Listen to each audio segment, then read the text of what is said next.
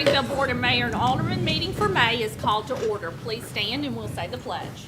I pledge allegiance to the flag of the United States of America and to the republic for which it stands, one nation, under God, indivisible, with liberty and justice for all. I want to thank everybody for being here tonight. We have a nice crowd, and you can see the government right at work tonight here in Springfield. Our first item on the agenda is 1.2, the approval of the minutes for the regular meeting of the Board of Mayor and Aldermen held on April 20th, 2021. Are there any corrections? Motion made by Alderman Green, a second by Alderman Hubbard. No corrections? We're ready for a vote.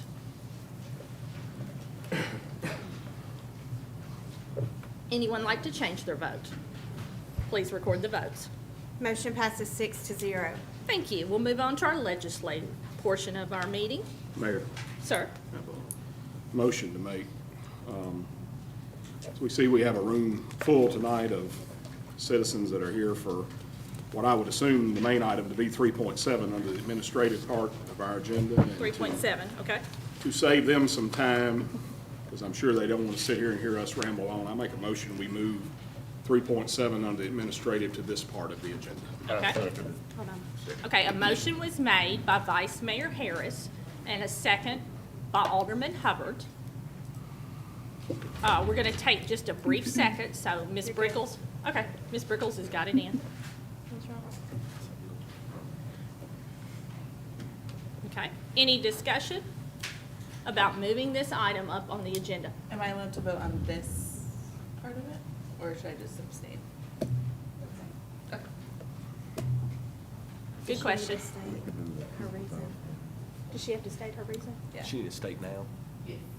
So I have to abstain from voting for Bransford tonight because I am the fundraiser for Bransford, but I will say that I very much believe in Bransford. Thank you guys so much. Thank you, Alderman. Any discussion? We're ready to vote on moving it up. Anyone like to change their vote? Please record the votes. Motion passes 5-0 to 1. Thank you.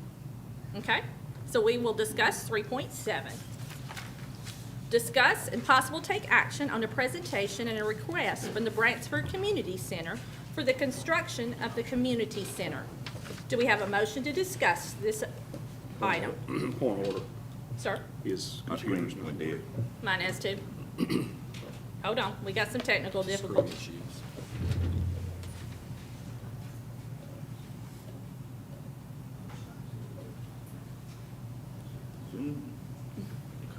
Okay.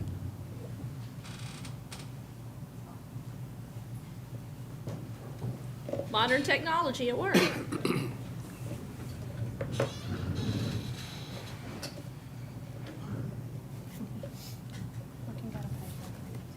Okay. Did you fix it?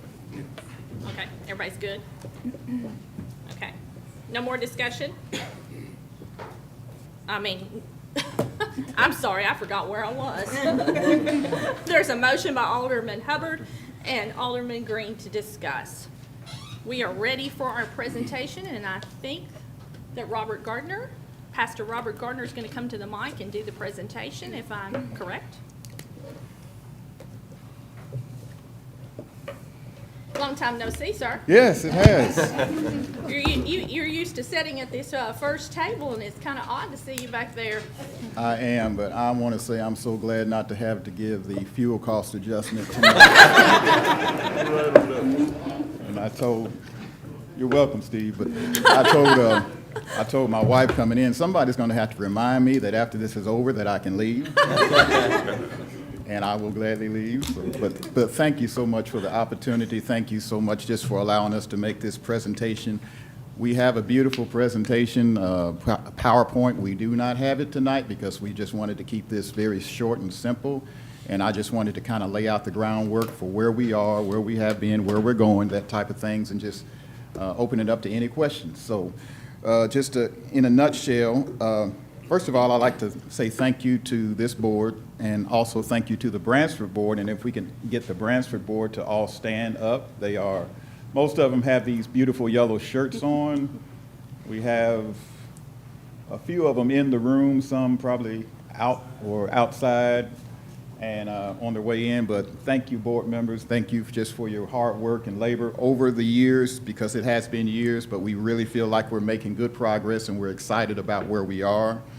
And just as a brief update of the project, we have, as you know, met with the community thanks to the help of the city, who has helped hold surveys to assess the needs of what the city and the residents of Springfield, Tennessee would like to see in a community center. And we have taken that data and we've compiled that data with the help of the city's architect and the help of our board, and done a needs assessment and come up with some programming for the center.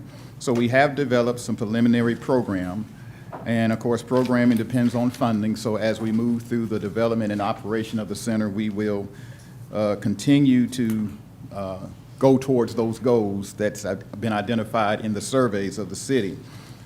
We have identified a builder for the project and an architect for this first phase, because what we're talking about now and our request is for funding to assist with phase 1 of the project. And our builder is here tonight, Mr. Raymond Crump with Olympian Construction. He's available if you have questions. And we also have an architect, Mr. Frank Vrabel, which works closely with Olympian Construction and could not be here tonight. But he unfortunately lost his son recently, so please keep him in your prayers. We have also prepared and developed a construction estimate based on the Lowe's design, which put together the design for the city of a complete community center. We asked Frank and Raymond to take that preliminary design, break it down into phases, and give us some preliminary costing of what that would be. And the total for that, if you need it, I'm not sure if you have it, was somewhere around $4.2 million. I think about 4.2, 4.3 for the complete design, for that complete building, including the site work for those 3.5 acres that this building would be placed on. Would not include anything to be developed in the lot behind the track that we're talking about tonight. But we have done that, and the construction estimate is complete, and hopefully, if you need a copy of it, we can get you a copy of it, but it's very detailed. This is what an actual builder would build this building for today. So we're very confident in that. We are very active in our capital campaign, thanks to Lisa Arnold and Small Town Startup. They have done a fabulous job helping us raise money for this project, and we have raised over $100,000 for this project through efforts like the Big Payback. The Depot did a great big fundraiser for us, and the First 48. For those of you that were with us back a year or so ago, the First 48 group did a marvelous job raising funds for this project. We have a lot of community groups and just well-wishers that really have helped and assisted to volunteer and raise money for this project. So we're very thankful to all of those. But we're still actively raising funds, actively campaigning. We have applied for and are probably weeks, if not days, away from officially receiving our 501c3 tax exemption from the IRS. All the application and paperwork is in place for that. And as you know, Greater Faith Community Action has been kind of the incubator for this project until it takes a life of its own. But we are kind of the incubator, but we really want the Bransford Community Center to be the Bransford Community Center. We believe and know that this project is going to be a beautiful, beautiful addition to the city of Springfield, and it's going to help a lot of people. As the Bransford Pride After School program that has been in existence since 2014 has really helped a lot of kids, grades K through 5, and it's been a beautiful, Carolyn Woodard, who is also with us today, has done a wonderful job, her and the teachers there and the staff of the Bransford Pride, of just changing lives. And just, I always say we are preventing criminals. And I know that's a crude way to say it, but there's a daycare that's opened up right down the street from our house, and I saw on the sign of the daycare that it's so much easier to create strong men from babies than it is to rehabilitate grown men. So we are taking young lives young lives and making them and giving them an opportunity to see something different that could be foundational in their success. I'm not going to go into a lot of detail because all of that you can see on the Bransford Facebook page and the Bransford website, but we have a long history and a good track record of the programs that we have run and the ability to continue to operate and run a program. So we're excited about that. So we are active in our capital campaign, and we have applied for our 501c3, which we expect to receive very soon. We have developed a vision and a mission statement for this project, and I'll give you this in a nutshell. The acronym for our programming is called REACH, R-E-A-C-A. The acronym means R for recreation, E for education, A for arts, C for community access, and H for human services. And our mission is to honor the legacy and enhance the quality of life for today and tomorrow.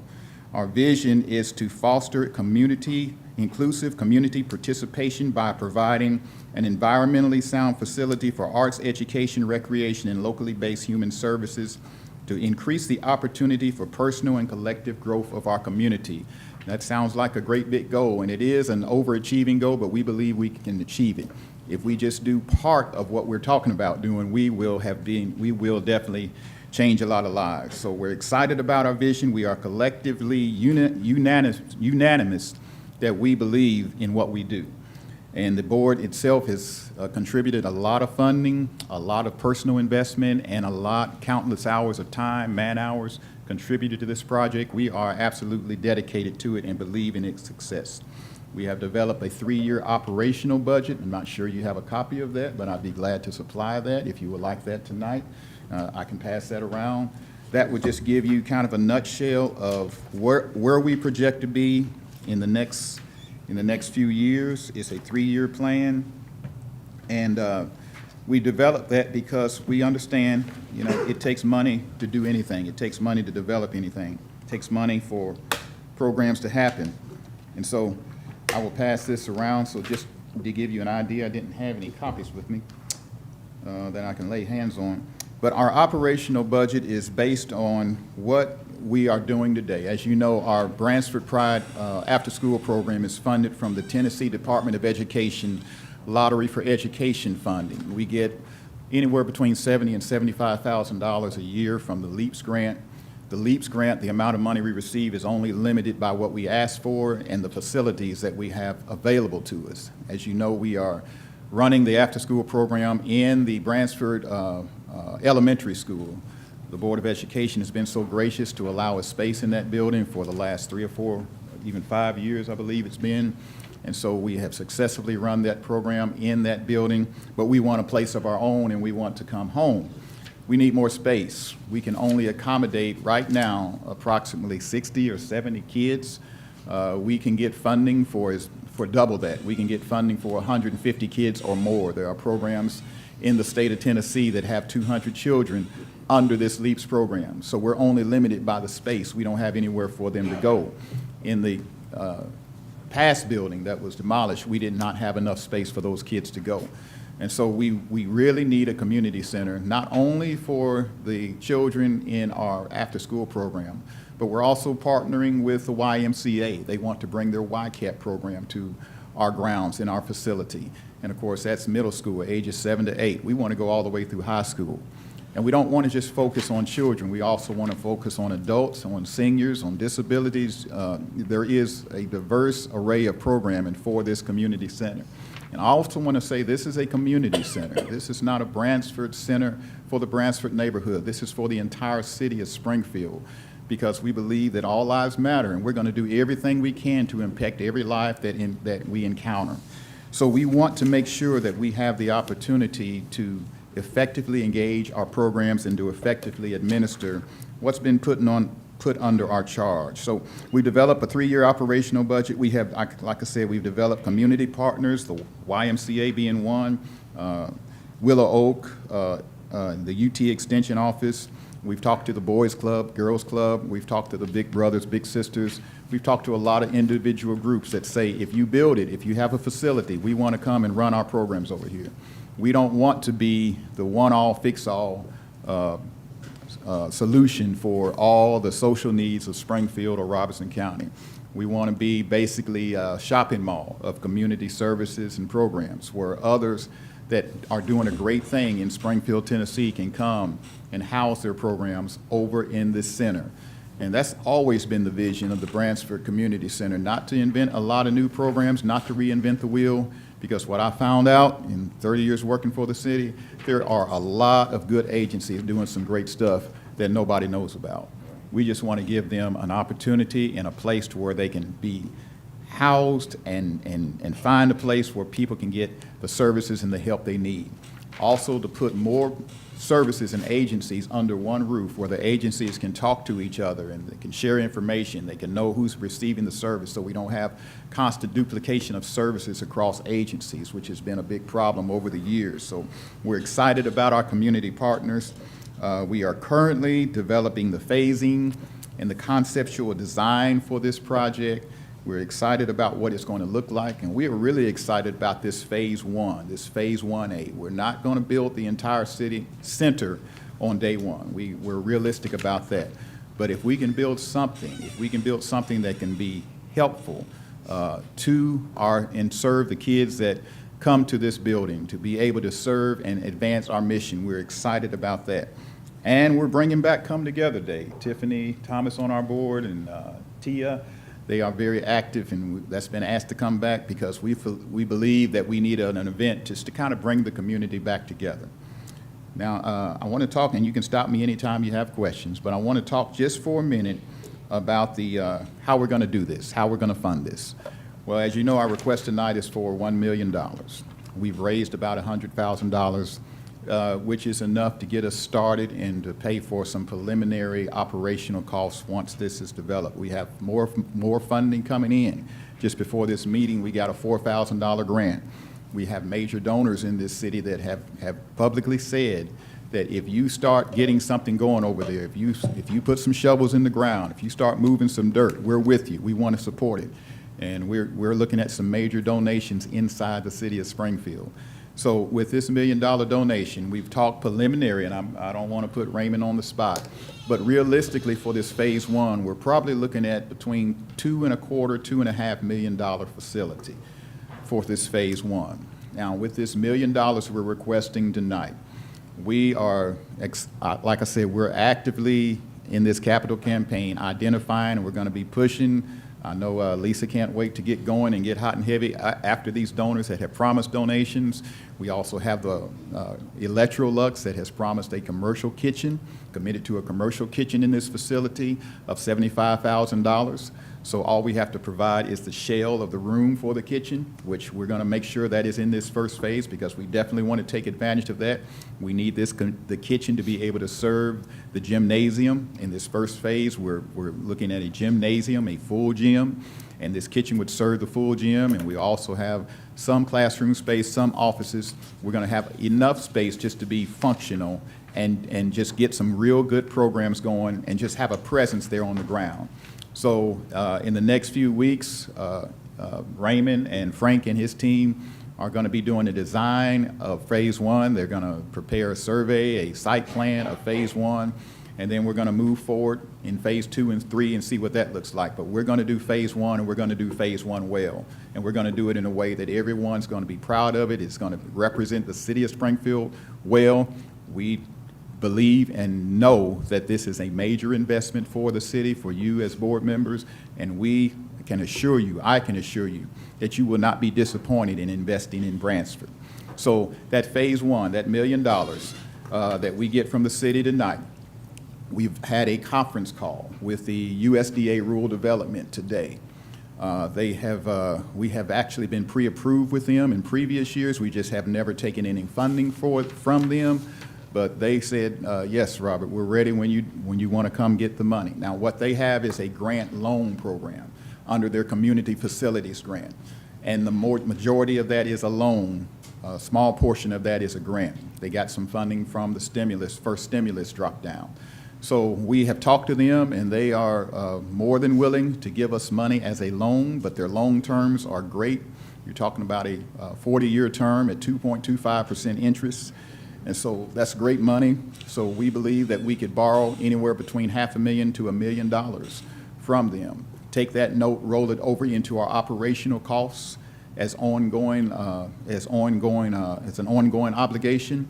And as we receive program grants, then we can pay that down.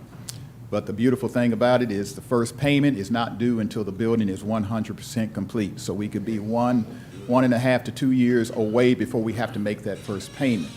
As you know, anybody that's done fundraising for nonprofits, it's a lot easier to get program funding than it is capital funding.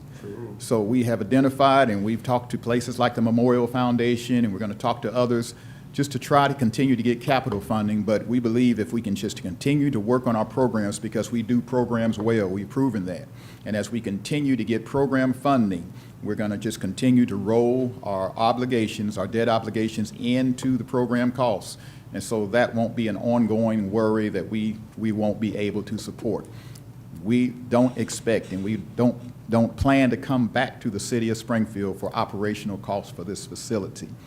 We take this donation tonight, and we're going to maximize it and do as much as we can with it to make this center work and make it work well. So between the $1 million that we're asking for you, between the $1 million that we expect to get from the USDA, and between the $500,000 that we know that we're going to raise because we have an aggressive campaign, and we have some willing partners and funders that we believe that we can actually get that money, and we can get it before this year is done. So we expect to break ground as early as this fall. But I just want to stop right there, and I thank you for your time, and thank you for your attention, and ask if you have any questions at this time. Thank you, Pastor Gardner. It's good to see you up at the podium again. Didn't So really- I'm sure this group's going to ask you questions, and we're going to start around the room. Alderman Hubbard? First of all, I would like to say thank you. And definitely, I believe in Bransford, and I believe in the labor that you all have already produced. Certainly, I'm behind it 110%. I've always wanted a community center in this town. And so I'm for it 100%. Thank you. Might put a little stipulations on how we're gonna handle this $1 million, but I'm really for it, okay? And I want to congratulate you. I'm glad the energy is up. I mean, because I used to swim in trying to prevent homicide and criminal behavior. So I know the importance. I know the importance. So thank you, staff, and yes, you know, we're gonna work with you. Thank you. I appreciate it. Alderman Trotter? Well, everyone know I'm 150, 200% for it. All I can say, the board has done their work, Lisa's done her work. All I could ask the other board members to do your work, punch the green button. Thank you, sir. Vice Mayor Harris? Robert, we're used to you being before this board as our electric director, but you've come tonight truly in the pastor titleship, because you started out saying you was going to be brief. So it leaves us to wonder what the real presentation is going to be when you get to that. Fully support what you're wanting to do in the community center. As we know, it's been on the budget of this board, I think, for the last 3 years consecutively, that we've had a $2.5 million matching fund out there. And knowing that when we did that would have to be done with money that we borrow.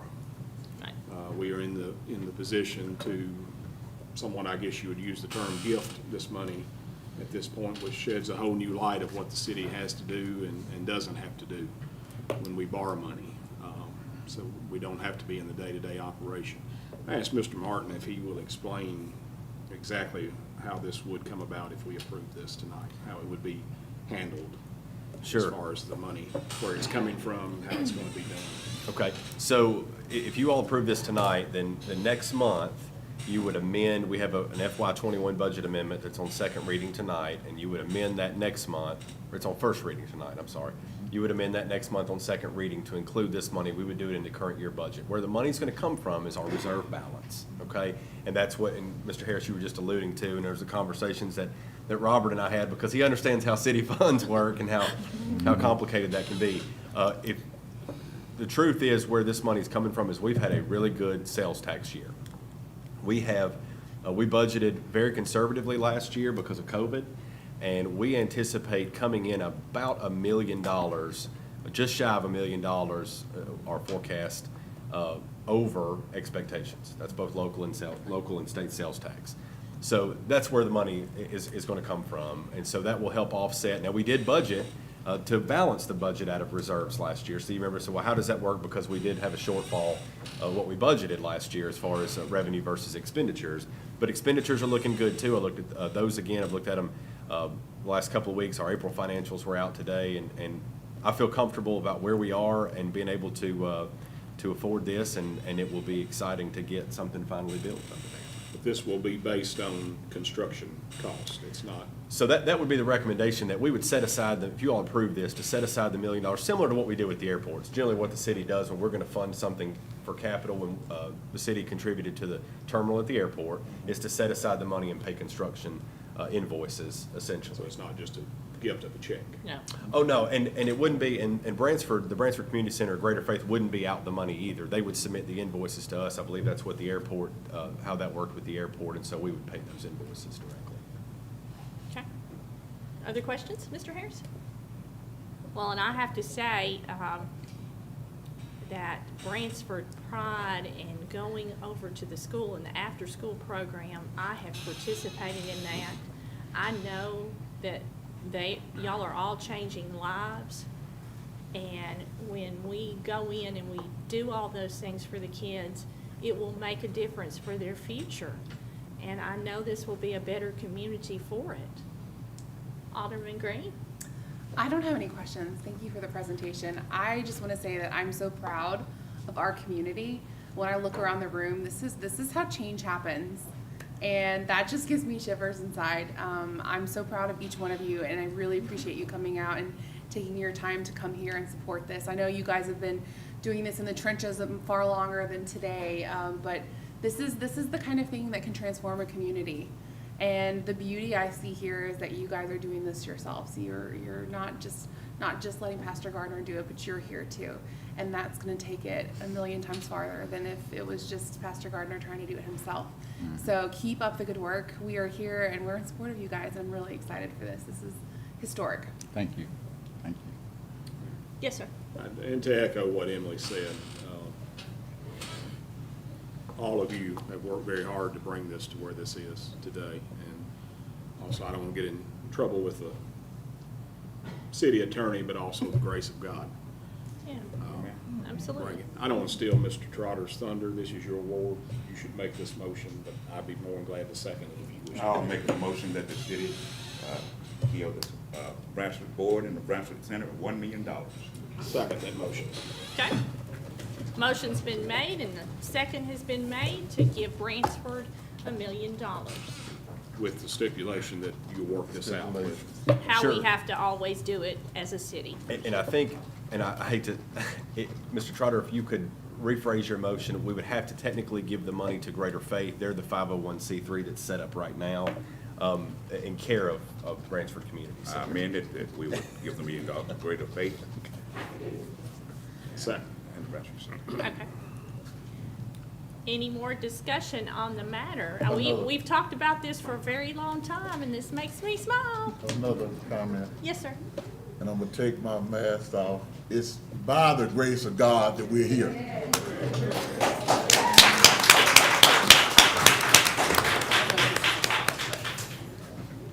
Any more discussion? Pastor Gardner, I would request that you stay till the end of the meeting. For $2 million. I know, That's a good call. Ms. Mayor, I know you said that everybody could leave after the vote, but y'all welcome to stay and see how city government operates as well. So is him staying part of the motion? So, The mayor can't make motions. It's just a request I'd like to make of the pastor. Call for the vote. call for the vote. Ready for a vote?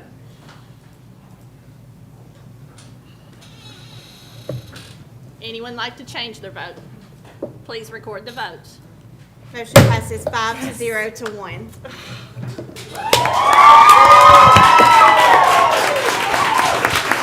Don't ever say that your city government don't love you, okay? While you're still here, and there's such a big crowd, because I was just joking, Pastor can leave, I want to thank everybody for participating in the cleanup of the city of Springfield. There were a lot of people that participated in that, and thank you so much. I wish people wouldn't throw their trash out, but I'm sure the ones that participated in picking up the trash were not the ones throwing it out. And I would also like to say to Miss Carolyn Woodard, we said this before, but we send you love.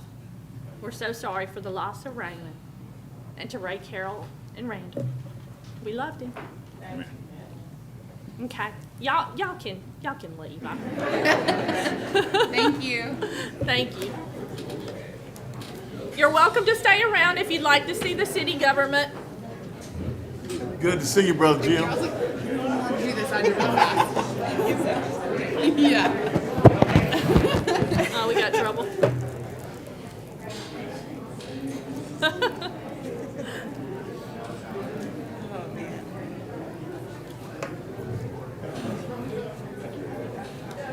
And I was told of it once you got, now that they got money committed. Okay, we'll move on with our agenda. Are we ready?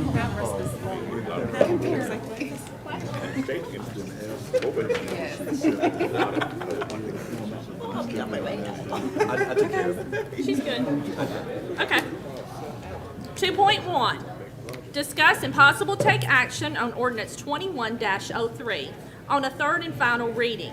An ordinance establishing a new fee schedule and calculation methods for the building permits. We have a motion by Vice Mayor Harris and a second by Alderman Trotter to discuss. Questions on our third and final reading? No questions? We're ready for a vote. Anyone like to change their vote? Please record the votes. Motion passes 6 to 0. Thank you. Computer's gone again. 2.2, discuss and possible take action on ordinance 21-04 on a third and final reading. An ordinance establishing the new permit fee schedule for somebody go get the doors, thank you. I think Candace is getting them, David. Yeah. And the gas piping system. Do we have a motion to discuss? Motion made by Alderman Green and a second by Alderman Trotter. Did I just read the one? No, okay. Any questions on our third and final reading? We're ready for a vote. Anyone like to change their vote? Please record the votes. Motion passes 6 to 0. Thank you. 2.3, discuss and possible take action on ordinance 21-06 on a first reading. An ordinance amending fiscal year 2021's annual budget for the city of Springfield by amending certain general funds and utility fund operating budgets. Motion made by Alderman Hubbard, a second by Alderman Green to discuss. This is our first reading. I'll call on Ms. Brickles. Ordinance 21-06, an ordinance amending the fiscal year 2021 annual budget for the city of Springfield by amending certain general fund and utility fund operating budgets. Whereas it is necessary to amend the city of Springfield annual budget for fiscal year 2021 in order to meet the requirements of the city charter.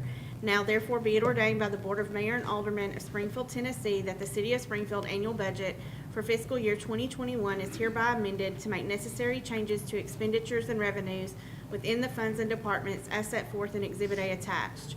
All ordinances, resolutions, and policies in conflict herewith are hereby rescinded to the extent of the conflict only. Thank you. Discussion on this motion. Any questions? No questions? Ready to vote? We're ready for a vote. I don't have a computer.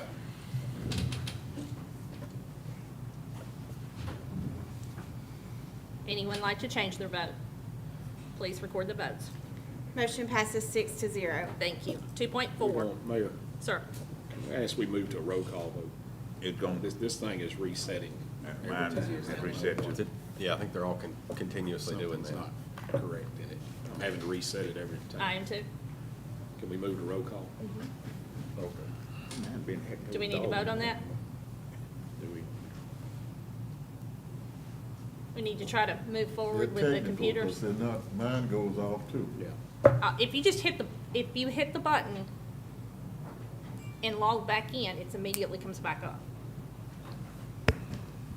Before we go to a roll call vote, can we take a brief recess and let our IT person see if he can reset them? Point of order, do we have the ability to move from that? Is that part of our discretion if we have technical problems? That's what I'm asking, that we can move to roll call. It's- Because I believe we can. Because now this is part of our technical record. That's why I'm gonna ask that we make one more last ditch effort to reset these before we move to a roll call. Request 5-minute recess. Okay? We'll take a 5-minute recess. Do we need to vote on that too? Okay.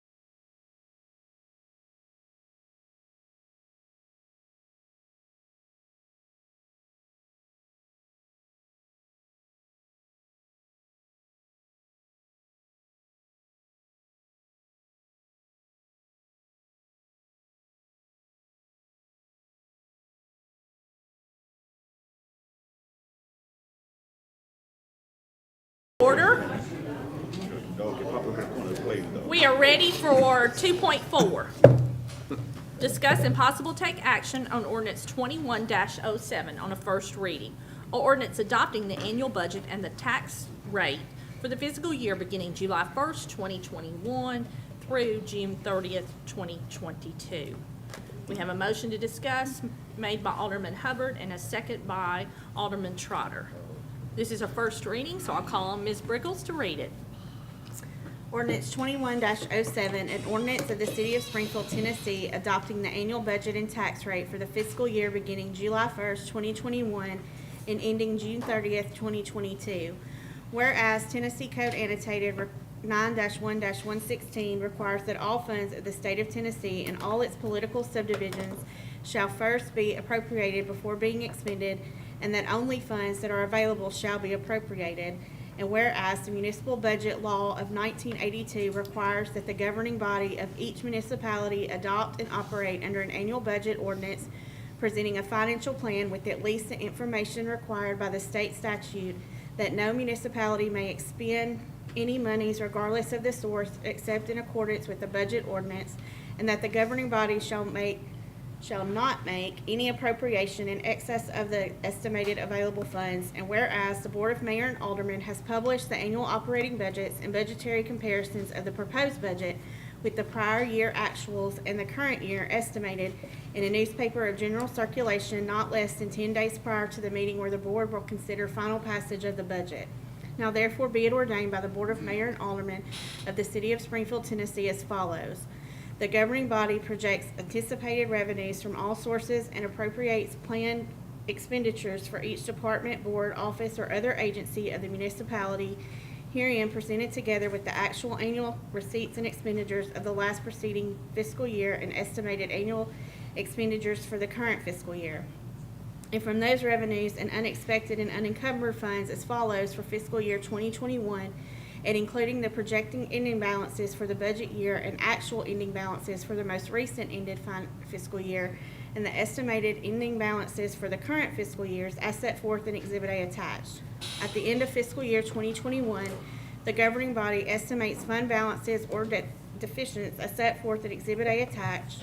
The governing body herein certifies that the condition of its sinking funds, if applicable, are compliant pursuant to its bond covenants, and recognizes that the municipality has outstanding bonded and other indebtedness as set forth in Exhibit A attached. During the coming fiscal year 2022, the governing body has planned capital projects with proposed funding as set forth in Exhibit A attached. It is reasonably expected that the municipality will reimburse itself for certain expenditures made by it in connection with the planned capital projects through the issuance of debt. This ordinance shall be placed in the minutes of the governing body and shall be made available for inspection by the general public at the office of the governing body. This ordinance constitutes a declaration of official intent under Treasury Regulations Section 150-2. No appropriation listed above may be exceeded without an amendment of the budget ordinance as required by the municipal budget law of 1982, TCA 6-56-208. In addition, no appropriation may be made in excess of available funds except to provide for an emergency threatening the health, property, or lives of the inhabitants of the municipality and declared by a 2/3 vote of at least a quorum of the governing body in accordance with Tennessee Code Annotated 6-56-205. Money may be transferred from one appropriation to another in the same fund only by appropriate ordinance by the governing body, subject to the limitations and procedures as set forth by the Board of Mayor and Aldermen pursuant to Tennessee Code Annotated 6-56-209. All resulting transfers shall be reported to the governing body at its next regular meeting and entered into the minutes. A detailed financial plan will be attached to this budget and become part of the budget ordinance. In addition, the published operating budget and budgetary comparisons shown by the fund with beginning and ending fund balances and the number of full-time equivalent employees required by Tennessee Code Annotated 6-56-206 will be attached. There is hereby levied a property tax of $1.0720 per $100 of assessed value on all real and personal property. This annual operating and capital budget ordinance and supporting documents shall be submitted to the Comptroller of the Treasury or comptroller's designee for approval if the city has debt issued pursuant to Title IX, Chapter 21 of the Tennessee Code annotated within 15 days of its adoption. This budget shall become the official budget for the fiscal year until such budget is approved by the comptroller of the Treasury or comptroller's designee in accordance with Title IX, Chapter 21 of the Tennessee Code annotated. If the comptroller of the Treasury or comptroller's designee determines that the budget does not comply with the statutes, the governing body shall adjust its estimates or make additional tax levies sufficient to comply with the statutes or as directed by the comptroller of the Treasury or comptroller's designee. If the city does not have such outstanding debt, it will file its annual operating and capital budget ordinance and supporting documents with the comptroller of the Treasury or comptroller's designee.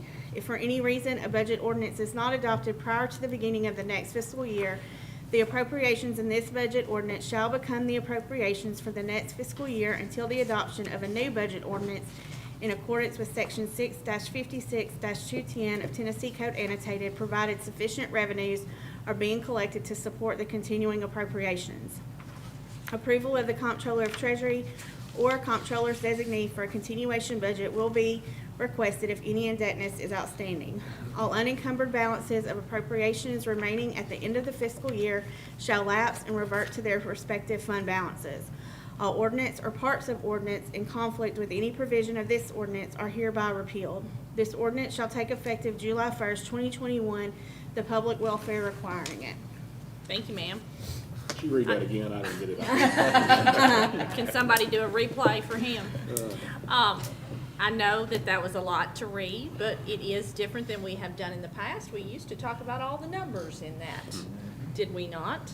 We did. And I want to say, during our budget session that we had, I want to thank Mr. Martin, Ms. Tidman, and Ms. Crockett, and all the department heads for what you've done to make this budget. I know you worked very hard, and it's been a year that we've had a lot of drastic changes. We didn't expect COVID. But we've weathered the storm, and y'all have done an excellent job, so I just want to publicly thank you all for what you've done. Any questions on the budget? Sir? Mayor, and certainly they have done an outstanding job getting it together. When we met in our budget meeting, what was it, 2 weeks ago, 3 Yes, weeks sir. ago? The budget had already been set into place, and some discussion was had that night. As a city, we have a lot in front of us. We're facing a lot of money that's going to have to be spent, and I pick on Terry all the time about him being in the principal's office, but he's got a lot of weight on his shoulders. He does. There's a lot going on in the wastewater department. I think they've done an excellent job with what you've got to do. We are faced as a city that we're going to have to build a new wastewater plant, and that's not going to come at a low expense. We're told between $25 and $35 million, and it very well, by the time it comes around, could be $40 or $45 million. And the only way that my understanding that we can pay for that is within the fund itself, and that comes from rates. When this budget was set, and I think it's the only thing in the budget that is actually increasing to our citizens, Mr. Martin stated that we really needed a 12 to 14 or 15% increase in wastewater fees, which is sewage fees, and he proposed in that budget that we try to keep it at 6% to keep everyone happy. The 6% that he has proposed, or they placed in the budget to increase, I think, to the average residents is going to make it increase $4.50 to $5 a month. Is that correct? Yes, sir. I would much rather see us as a board, even though we don't want to pay higher rates and we don't have to pay higher fees, I would rather see us go ahead and put that 12% in there and let that be a $10 increase to our average citizen. To me, I think it's easier, my opinion, that people can come up with $10 a month easier than they can with one big increase of $30, $40, $50, $60 a month increase that we're going to be looking at if we don't start gradually raising this along the road. So with that, I will make a motion to amend this budget that the wastewater rate increase 12% instead of the proposed 6% that's in the budget, which Okay. with the understanding it's only about another additional $4.50 to $5 a month above what's being proposed. Vice Mayor Harris has made the motion, and a second has been made by Alderman Hubbard. We kind of covered that in the, Well, and I want to reiterate for everyone that's listening to this and will watch this at a later date. This is an enterprise fund. General funds cannot be put into enterprise funds. True. And that is something that sometimes the general public does not understand. We have, Mr. Harris is right, we have some issues that are facing us that we will not be in control of if we don't do something about it. I don't want my bill to go up. You don't want your bill to go up. Nobody wants it. But we are going to be forced to do this. We can do it, or the state can come in and do it. that's, Any other discussion? Mr. Martin, did you? Did you get a second? Was there a second? Yes. Okay. Alderman Hubbard. Just to follow up, so the board knows, because we did discuss this at the budget work session, that we had budgeted, the 6% increase would have had about a $377,000 deficit in the wastewater fund. Taking that to a 12% increase will give us about a $58,000 surplus. So not as much of a surplus as we run in some of our other funds, but certainly not in, we're in the good at that point. So that's okay, and yes, at the work session, for those that weren't aware, we proposed a 6% increase this year because that would have been manageable. But next year, I shared with you all that we would be looking at about a 25% or more increase based on what was looking at us next year. So the idea being that we shoulder more of the burden this year to take some off next. It's not something I'm sure any of us want to do. Any other discussion? We're ready for a vote on the amendment. Anyone like to change their vote? Please record the votes. Motion passes 6-0. Okay, we're back on the main motion as amended. Any discussion? No discussion? Hold on just a second. You ready? Okay, sorry. We're ready for a vote. I didn't think you were ready. I didn't think you were ready. Anyone like to change their vote? Please record the votes. Motion passes 6-0. Thank you. 2.5, discuss and possible take action on ordinance 21-11 on a first reading. A ordinance rescinding ordinance 20-09 in its entirety and setting a new schedule of rates and charges for the Springfield wastewater system. Do we have a motion to discuss? Motion made by Alderman Green and a second by Alderman Arnold. Questions? Oh, we got to read it, sorry. Ms. Brickles? Ordinance 21-11.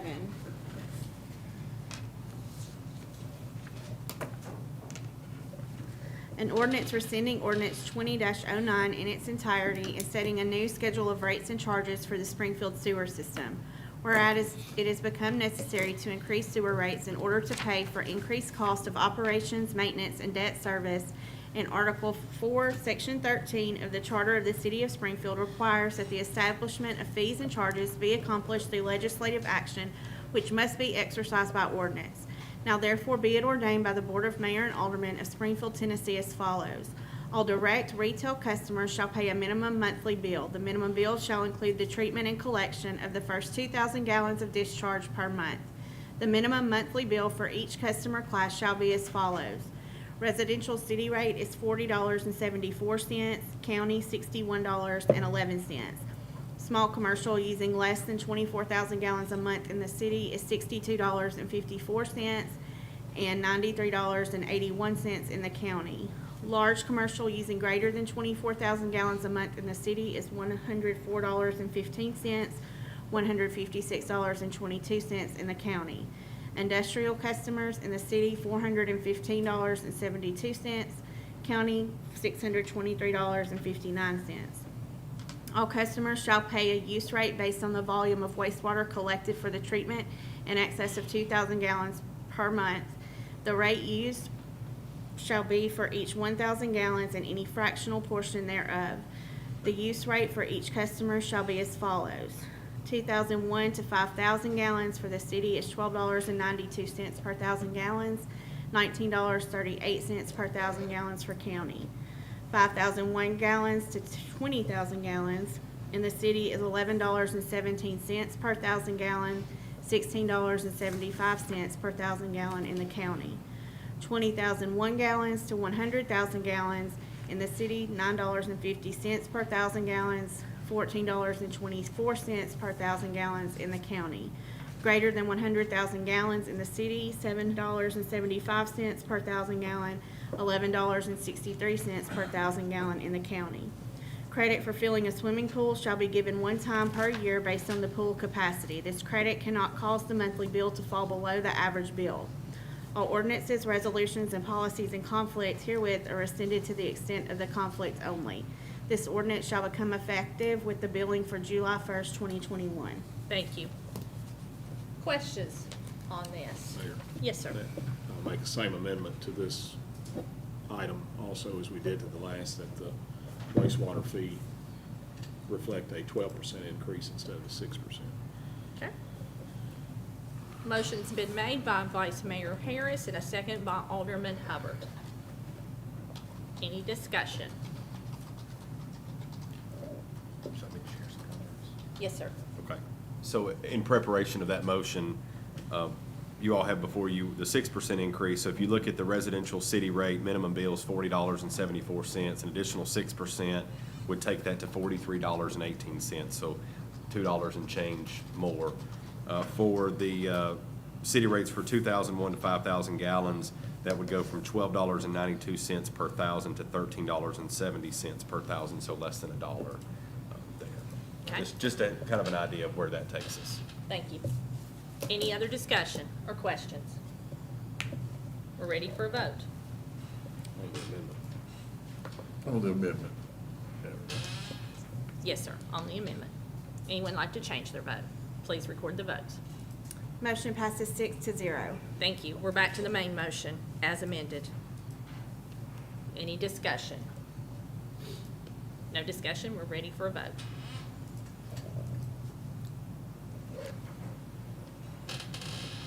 Anyone like to change their vote? Please record the votes. Motion passes 6-0. Thank you. 2.6, discuss and possible take action on ordinance 21-05 on a first reading. An ordinance rescinding ordinance 20-10 in its entirety and establishing a new schedule of fees and charges for play at the Legacy Golf Course. We need a motion to discuss. Motion made by Alderman Hubbard, a second by Vice Mayor Harris. Ms. Brickles, will you read this first reading? Ordinance 21-05, an ordinance rescinding ordinance 20-10 in its entirety, establishing a new schedule of fees and charges for play at the Legacy Golf Course. Whereas the schedule of fees and charges for play at the Legacy Golf Course was approved by the City of Springfield Board of Mayor and Aldermen through the adoption of ordinance 20-10, and whereas the board desires to amend the schedule of fees for the Legacy Golf Course upon the recommendation of Cornerstone Golf Partners Incorporated, and whereas Article 4, Section 13 of the Charter of the City of Springfield requires that establishment of fees and charges be accomplished through the legislative action which must be exercised by ordinance. Now therefore be it ordained by the Board of Mayor and Aldermen of Springfield, Tennessee as follows. The sections of fees for play at the Legacy Golf Course is hereby amended by rescinding ordinance 20-10 in its entirety and substituting a new schedule of fees to read as set forth in Exhibit A attached. This ordinance and schedule of fees for the Legacy Golf Course as set forth in Exhibit A attached shall become effective immediately upon final passage. All ordinances, resolutions, and policies in conflict herewith are rescinded to the extent of the conflict only.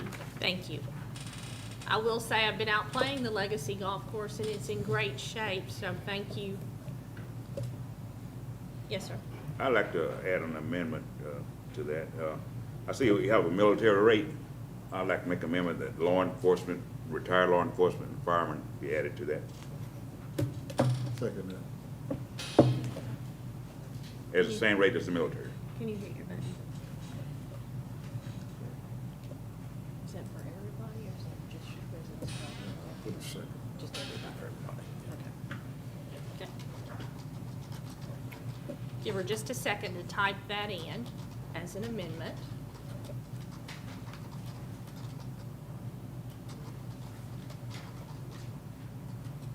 Law enforcement, retired law enforcement. And firemen? Okay, firemen.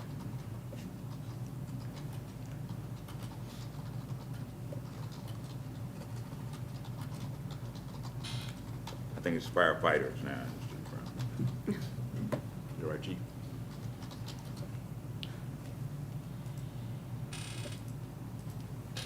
Okay, we have an amendment on the floor.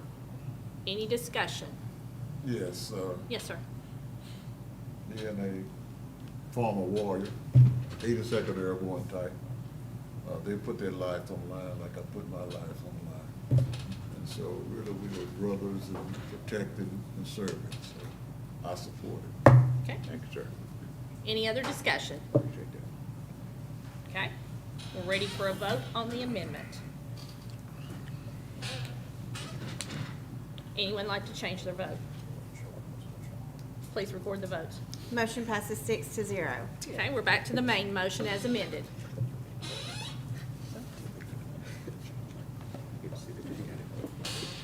Sure. We're going to discuss it, our city manager, Mr. Ryan Martin. So first of all, we appreciate what Cornerstone is doing for the golf course, but the only things that they're recommending to change this year is going up $1 on the green fee rate, a $100 increase on the annual pass, and implementing a Friday rate. So a lot of courses include Fridays in their weekend rate. Yeah. And so this is kind of bridging that gap. I believe that's right, Kevin, kind of bridging that gap to have a Friday rate, and then maybe ultimately moving to include Friday, but not this year, not now. We'll see how this goes first. It's lower than the Saturday, Sunday. Correct. Right. But higher than the regular weekday rate. Yeah, excuse me, way Metro justifies it, they don't charge Friday's weekend rate, but they don't give senior or discounts on Fridays either. Oh, okay. That's what it is. Okay, that's an idea. Any other discussion or questions? Okay, we're ready for a vote. Anyone like to change their vote? Please record the votes. Motion passes 6-0. Thank you. 2.7, discuss and possible take action on ordinance 21-08 on a first reading. An ordinance establishing a new schedule of sign-up fees for the city recreational leagues. Do we have a motion to discuss? That little dog didn't show back up. Motion made by Alderman Hubbard, a second by Alderman Green. What's his name? Okay, Ms. Brickles, will you read this first reading? Ordinance 21-08, an ordinance establishing a new schedule of sign-up fees for city recreation leagues. Whereas the city of Springfield offers organized recreation leagues for its citizens, and whereas costs have continued to rise for umpiring and referee services, uniforms, and equipment for the recreation leagues, and whereas the park staff have evaluated surrounding leagues and recommend that the city increase its fees to allow more of the cost of the services to be shared by the user, and whereas Article 4, Section 13 of the Charter of the City of Springfield requires that the establishment of fees and charges be accomplished through legislative action, which must be exercised by ordinance. Now therefore be it ordained by the Board of Mayor and Aldermen of Springfield, Tennessee as follows. The schedules of fees for recreation leagues as set forth in Exhibit A attached. The schedule of fees set forth in Exhibit A attached shall become effective July 1st, 2021. All ordinances, resolutions, and policy in conflict herewith are rescinded to the extent of the conflict only. Okay. Questions about these increases? I support it 110%, Yes, sir. and I support the work that Mr. Morton and staff does. And this morning, I had a chance to see some beautiful uniforms that you might be buying soon, so. But I feel our city's ready for that. And our parents want our kids to look good Sure. and follow the discipline that the Commander-in-Chief put down. So I think we're ready for it. Okay. Any other questions? No other discussion? We're ready for a vote. Anyone like to change their vote? Please record the votes. Motion passes 6-0. Thank you. 2.8, discuss and possible take action on ordinance 21-09 on a first reading. An ordinance amending Title 20 of the Springfield Municipal Code by amending Chapter 2 entitled Temporary Food Vendor Regulations. Do we have a motion to discuss? Motion to discuss by Alderman Hubbard, and a second by Alderman Trotter. Ms. Brickles? Ordinance 21-09, an ordinance amending Title 20 of the Springfield Municipal Code by amending Chapter 2 entitled Temporary Food Vendor Regulations. Whereas the Board of Mayor and Aldermen passed Ordinance 18-15 establishing temporary food vendor regulations, and whereas it has become apparent that that there's an inequitable situation between temporary food vendors and brick-and-mortar restaurants, and whereas the staff of the City of Springfield recommends that the temporary food vendor regulations be amended to establish additional rules regarding locations and hours of operations. Now therefore be it ordained by the Board of Mayor and Aldermen of Springfield, Tennessee as follows. Title 20, Chapter 2 of the Springfield Municipal Code entitled Temporary Food Vendor Regulations is hereby amended by amending Section 20-204 entitled Locations and Hours of Operation as set forth in Exhibit A attached. Title 20, Chapter 2 of the Springfield Municipal Code entitled Temporary Food Vendor Regulations is hereby amended by amending Section 20-206 entitled Mobile Food Service Permits as set forth in Exhibit B attached. This ordinance shall be effective on the date of adoption. All ordinances, resolutions, and policies in conflict herewith are rescinded to the extent of the conflict only. Thank you. I will call on our city manager, Mr. Ryan Martin, first. Okay, so I apologize. I thought I had uploaded for you all the highlighted version, which would designate the changes, but some of you may have compared it with our current food truck ordinance and seen what we're proposing. I'll run through those very quickly for you. So under 20-204 in your Exhibit A, there is a change to the private property section, which is A3, and that is going to require a 24-hour contact number with a written permission statement from the property owner. That is an issue that we've encountered that we suggest be fixed. Ms. Tillman's done a great deal of research on this and has seen, because a lot of cities were ahead of us on food trucks and encountered these issues before we did, and so that is one thing that was found that we can incorporate to solve an issue there. That way we can contact a property owner if there's a trespassing situation or if there becomes an issue. Under number 4, for the restroom use, we're adding that written permission statement be notarized to avoid any forgery or something that's verifiable. And then we've added 5, 6, 7, 8, and 9. 5 is limiting operations to 2 calendar days per week at the same location with no more than 4 operations per week inside the city limits. Number 6, hours of operation 6 a.m. to 8 p.m. 7 is a mechanism because one of the complaints that we've been receiving is they're setting up close to brick and mortar restaurants and they feel a competitive disadvantage there. And so that establishes a proximity barrier to current eating establishments. Number 8 is no more than 2 at once, no more than 2 food trucks at one location. And then unattended food trucks, which you all know was another issue of ours. That's number 9. It was unattended. And then finally in Exhibit B, it's the permit fee. The permit fee is proposed to move from $50 to $250. That is a little higher than some of our surrounding areas, but it's not too far out of line either. Okay. Thank you for that. Questions about this? Yes, sir. Okay, the ice cream trucks used to run through the neighborhoods. Can they still drive through the neighborhoods? Yes, so ice cream trucks are unaffected by these, any of the changes that we're making here, or proposing to make. So that $250 fee is presently at $50, is that correct? Correct. And that's for 1 year?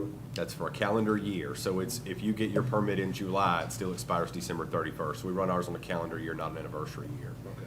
So if this is passed and goes into effect July the 1st, no one that presently has one has to pay that until next year? Because they were issued a permit through December. Okay. Good question. Other discussion? Ms. Arnold? I have a few questions. Sure. So first, when it comes to, say, special events where you're gonna have multiple food trucks, you'd obviously have more than 2. Do they get a special permit for those events? So those would fall under our special event or parade permit ordinance, which is completely separate, because then you're probably talking about blocking streets or something like that, which is completely separate. There's also a food truck rally provision in our food truck ordinance if there was more than 2 of those. That's unaffected by.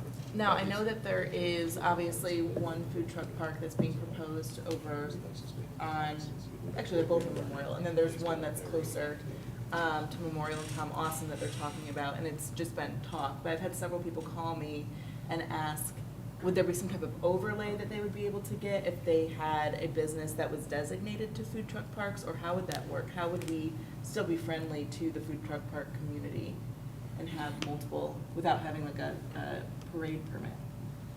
So we don't currently have any sort of overlay or zoning classification that would designate that. I'm not sure, Mr. Brewer may want to speak to the zoning ordinance and how we would currently handle food truck permits. I think right now, the food truck ordinance regulations, these temporary food vendor regulations would control in the absence of those. So I'm not sure, I'm not aware of those proposed. I'm aware of one that might be a commissary, but I'm not aware of anything else about a food truck park. I've also been approached and had some conversations with individuals who are interested in that. It's something I'm very aware of being popular in other cities where they might have one central location, 5 or 6 food trucks that may there, and they sometimes might rotate out, but that's like a specific place that people go, and you know, it has restrooms a lot of times. I mean, there's a lot of different things. I think it could be cool for the city to explore. I would hate to kind of put this in place and then be done with it, wash our hands, and to kind of lose out on that possibility. Yeah. But I also like that we have some things in here that definitely need to be addressed. So I don't know what like middle ground might be, but that's something that I would hate to preclude that possibility. I think we would probably, in my opinion, go with this and then do something for somebody that's going to actually have a building and do something where they have central locations of restrooms. It's gonna be there all the time. We're talking this is totally different what you're talking about. We would have to address that, would we not? Under a total different ordinance, But is that what we do? I think. I'm looking at Mr. Brewer. Will you come to the mic? I have our current regulations too, and I'm gonna see. Because we don't have anything that governs that, And in my it's a opinion. unique situation, certainly. Yes. Mr. Brewer. Yes, we could put it as conditional uses in certain commercial districts. We would have to add to Chapter 13, conditional uses for food trucks. We'd have to define the use. We'd have to define further within the zoning ordinance. All of this that we're talking about right now takes place in the municipal code. And so the things that y'all are suggesting would have to take place in the zoning ordinance. Well, I think it affects this, though. I think It does. it affects what we're doing tonight, because then we'd have a conflict between the zoning ordinance and the municipal code, which we've tried to rid ourselves of most of those conflicts. So I would ask sort of maybe more about that, what we're talking about, because are we talking about static location where trucks stay? Yes. Yes. More than? Some would be switched out, but typically it's between 5 or 6 is what I've seen at food truck Yeah. parks, right?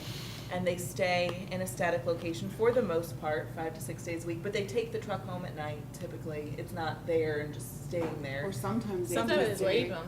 But the bottom line is, it's, But that's what that whole That's what the whole That entire establishment, space and is he's yes. right, it has to be it in has its that. own bathrooms. Yeah, it has to be in the zoning, So, because that's what that is set up for. The whole building is set up for, the location. Could we is set up for. structure that as almost like a special permit that you have to obtain or something like that, that could then overlay with this? I think that's how to do that, is come Yeah. back with when we can develop those, because Yeah. that's gonna be very specific of Yeah. how we do that, and come back and add a section 20 dash, And we haven't had a public request for that.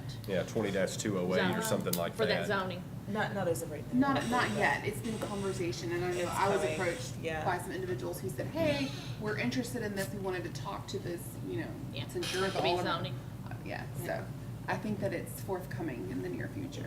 Well, I would like to interject that it would probably be best to handle it not as an overlay, because then that is technically rezoning, and that would be a 3-read of an ordinance.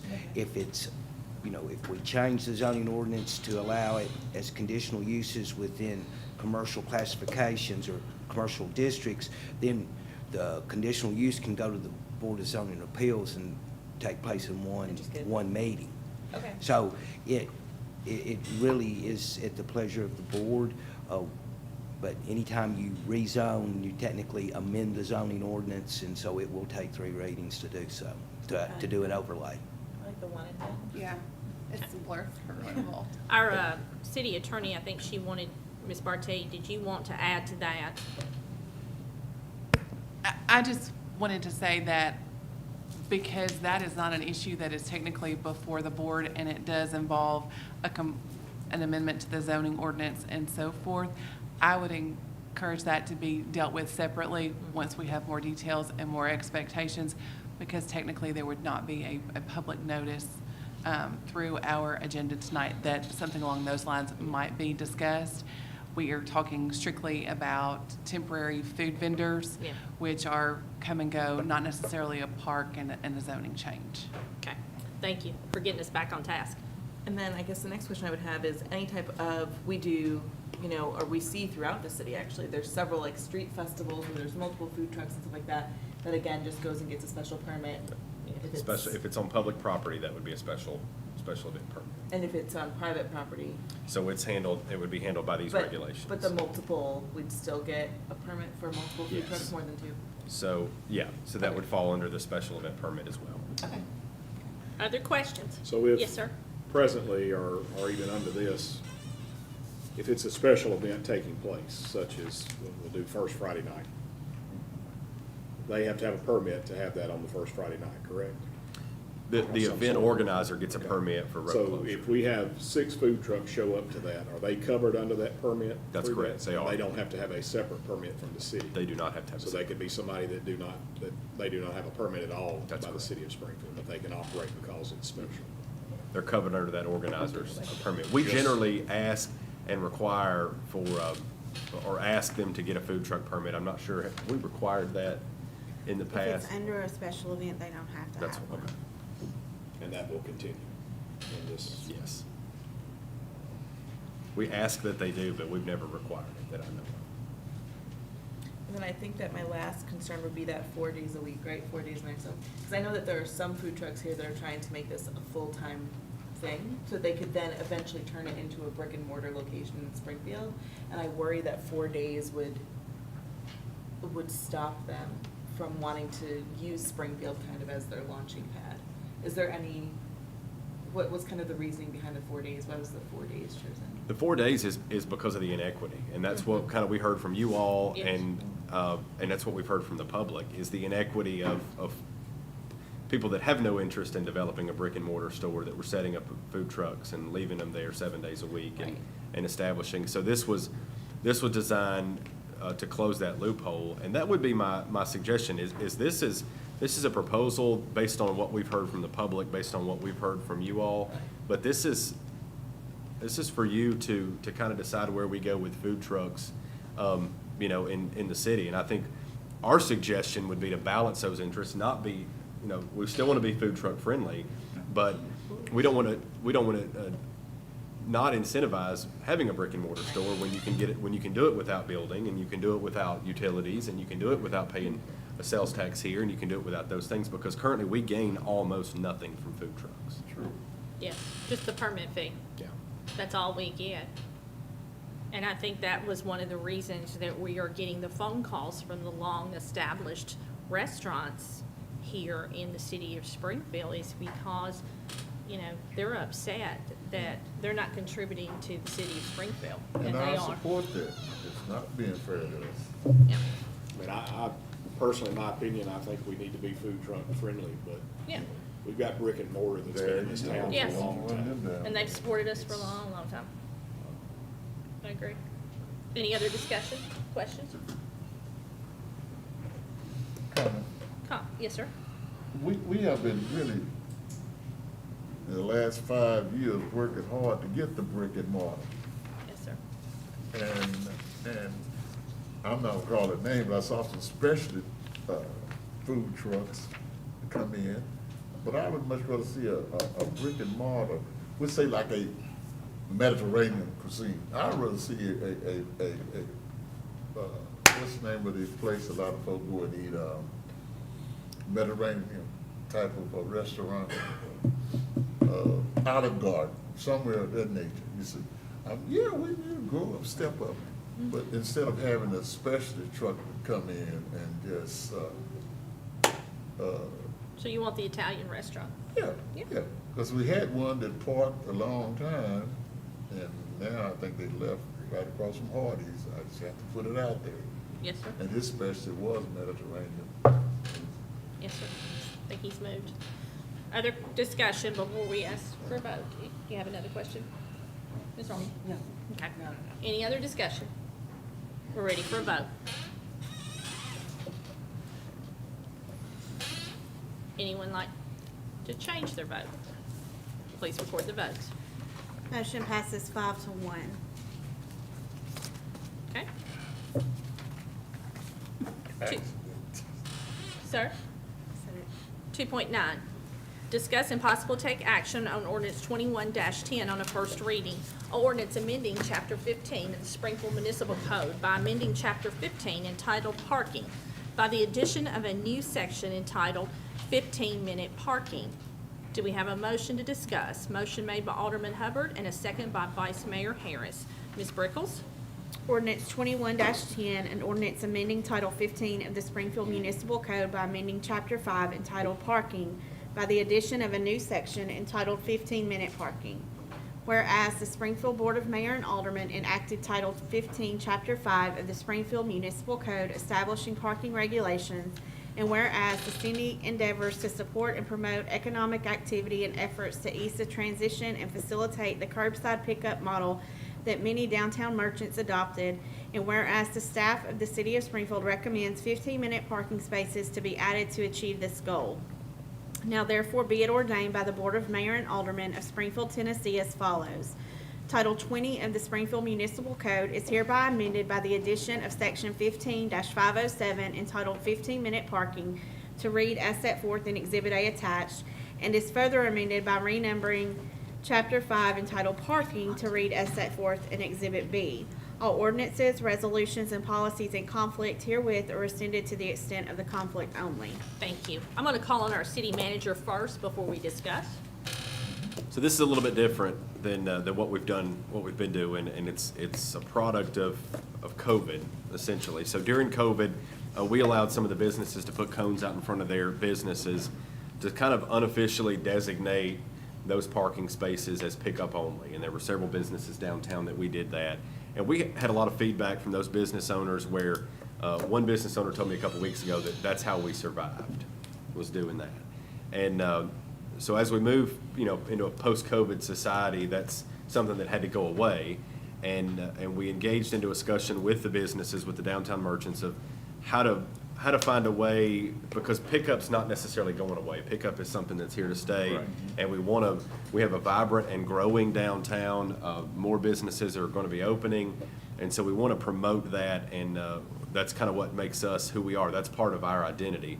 And so the resolution that we kind of agreed upon to bring to you all was a 15-minute parking, 4 spots. So 2 to be placed on 7th Avenue and 2 spots to be placed on 6th Avenue to sort of take care of both of the clusters downtown of businesses that we have and allow those to be 15-minute parking. That does need to become part of the municipal code and effectively amend the 2-hour parking ordinance. And we would put signage. Mr. Moore's department would take care of the signage where we would designate those spots. We haven't identified exactly which spots, if you all approve this, on 6th Avenue. We're still studying that. We do know that we would place the first 2 spots on 7th Avenue off of Main Street, because those are most conducive to pedestrian traffic and kind of centrally located in that 7th Avenue, 7th and Main business cluster, as I refer to it. So this is something that we certainly recommend. We got great feedback from our downtown merchants, and so we certainly recommend moving forward with this. Questions? Yes, sir. Yes, ma'am. We worked diligently, what was it, about 11 or 12 years ago to get that big parking spot off of 7th Avenue. And that would be good for people who want to shop to park there, instead of really just hogging, the parking spots in front of the merchants and stuff, because we really want to keep that viability. So I support it. Okay. Yes, sir. I'm in full support of it. I guess my only concern that I have to it is, what if this turns into a violation problem? Well, I mean, is it going to create more work for chief head's department if this is being violated on a regular basis. I would hope that it would not be. Sure. But this 15-minute parking could turn into, I mean, how's it gonna be enforced? So the community engagement officer, Officer Long, is primarily responsible for the downtown. He's a downtown business liaison. He's and working on when we ramp up our downtown enforcement for 2-hour parking, and so he would take on that. I believe, Chief Head, if you want to speak to it, you can. The 15-minute parking, but sure. I mean, if you end up with a bunch of violators, yeah, you're going to end up with a bunch of tickets and a larger court docket. And, a lot, things of that nature. So hopefully they won't. We saw really, we were very, very pleased last year with how people just accommodated the cones and didn't park when it said, for instance, Burdett's pickup only. Those 2 spaces that we kind of let them mark off there, it was completely unofficial. We weren't going to enforce that because that's not, but it's something under a state of emergency when, Governor Lee's executive order said you can't eat, dine in, and that's the only way they survived. And so, so we saw a lot of cooperation from people downtown about that. We're hopeful for this. I think it'd be a great asset too. And it's not just for the restaurants. Right, Right. yeah, for It's for other shops. the retail shops there too. Other discussion or questions? No other discussion? We're ready for a vote. Anyone like to change their vote? Please record the votes. Motion passes 6-0. Thank you. 2.10, discuss and possible take action on ordinance 21-12 on a first reading. An ordinance rezoning 3 parcels located in the 9th Civil District on 22nd Avenue East from R7 High Density Residential District to MRO Multiple Residential and Office Districts. Do we have a motion to discuss? Motion made by Vice Mayor Harris and a second by Alderman Hubbard. Ms. Brickles, this is the last one you have to read on. We have to get her oxygen tank. Ordinance 21-12, an ordinance rezoning 3 parcels located in the 9th Civil District on 22nd Avenue East from R7 High Density Residential District to MRO Multiple Residential and Office District. Whereas an application for rezoning was presented to the Springfield Planning Commission by Reyes Construction Incorporated, requesting 3 parcels, tax map 91G, Group A, parcel 38, tax map 91G, Group A, parcel 39, and tax map 91G, Group C, parcel 9. Of the tax maps of Robertson County, Tennessee, approximately 3.53 acres located on 22nd Avenue East be rezoned from R7 High Density Residential District to Multiple Residential and Office District. The Springfield Planning Commission has reviewed the application and voted with a favorable recommendation for this parcel to be rezoned to MRO with the dwelling unit density calculated at 3,800 square feet per dwelling unit. Now therefore be it ordained by the Board of Mayor and Aldermen of Springfield, Tennessee as follows.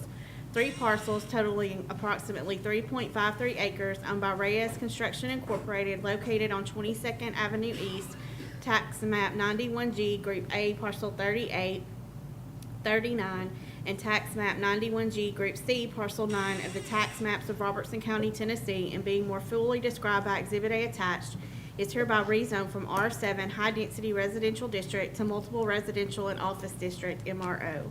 This zoning shall become effective following its 3rd and final passage as required by law. Thank you for your excellent job of reading tonight. Alderman Hubbard. Mr. Brewer, since that's in my ward, help me sort of visualize where that is specifically. It is, obviously on 22nd Avenue East. It is, the largest parcel abuts Woodland Apartments. That's what I was thinking. Okay. And the Planning Commission recommended the 3,800 square foot density, which would be the same density as Woodland Street or Woodland Apartments. We're just seeing a lot of MRO requests of late. Question. Yes, sir. Will you explain, Mr. Brewer, to those that are watching, and even for my information too, you just made the statement that we're seeing a lot of this MRO request. What exactly is this, if we change this to MRO, is it allowing to be done that cannot presently be done under the zoning that it is? I'm assuming more residences, is that? Yeah, Yes, case in point, R7. R7 allows a minimum lot size of 7,000 square feet. You know, you can be bigger, but minimum lot size is 7,000 square feet, one house on that lot. MRO presently allows a density calculation on the gross area of this particular one, 3.53 acres at 3,000 square feet per dwelling unit would have been approximately 51. At the 3,800 square feet density, it's 40. Units? Is that 40 units, yes, sir. So it's increasing it by 11 units over what they could We, do now. yes, we decreased it. Decreased From it. 51, which it could be a max of that, to, at 3,000 square feet density per unit. 3,800 density square feet per unit brought it to 40. But under the present structure, it can only be one house.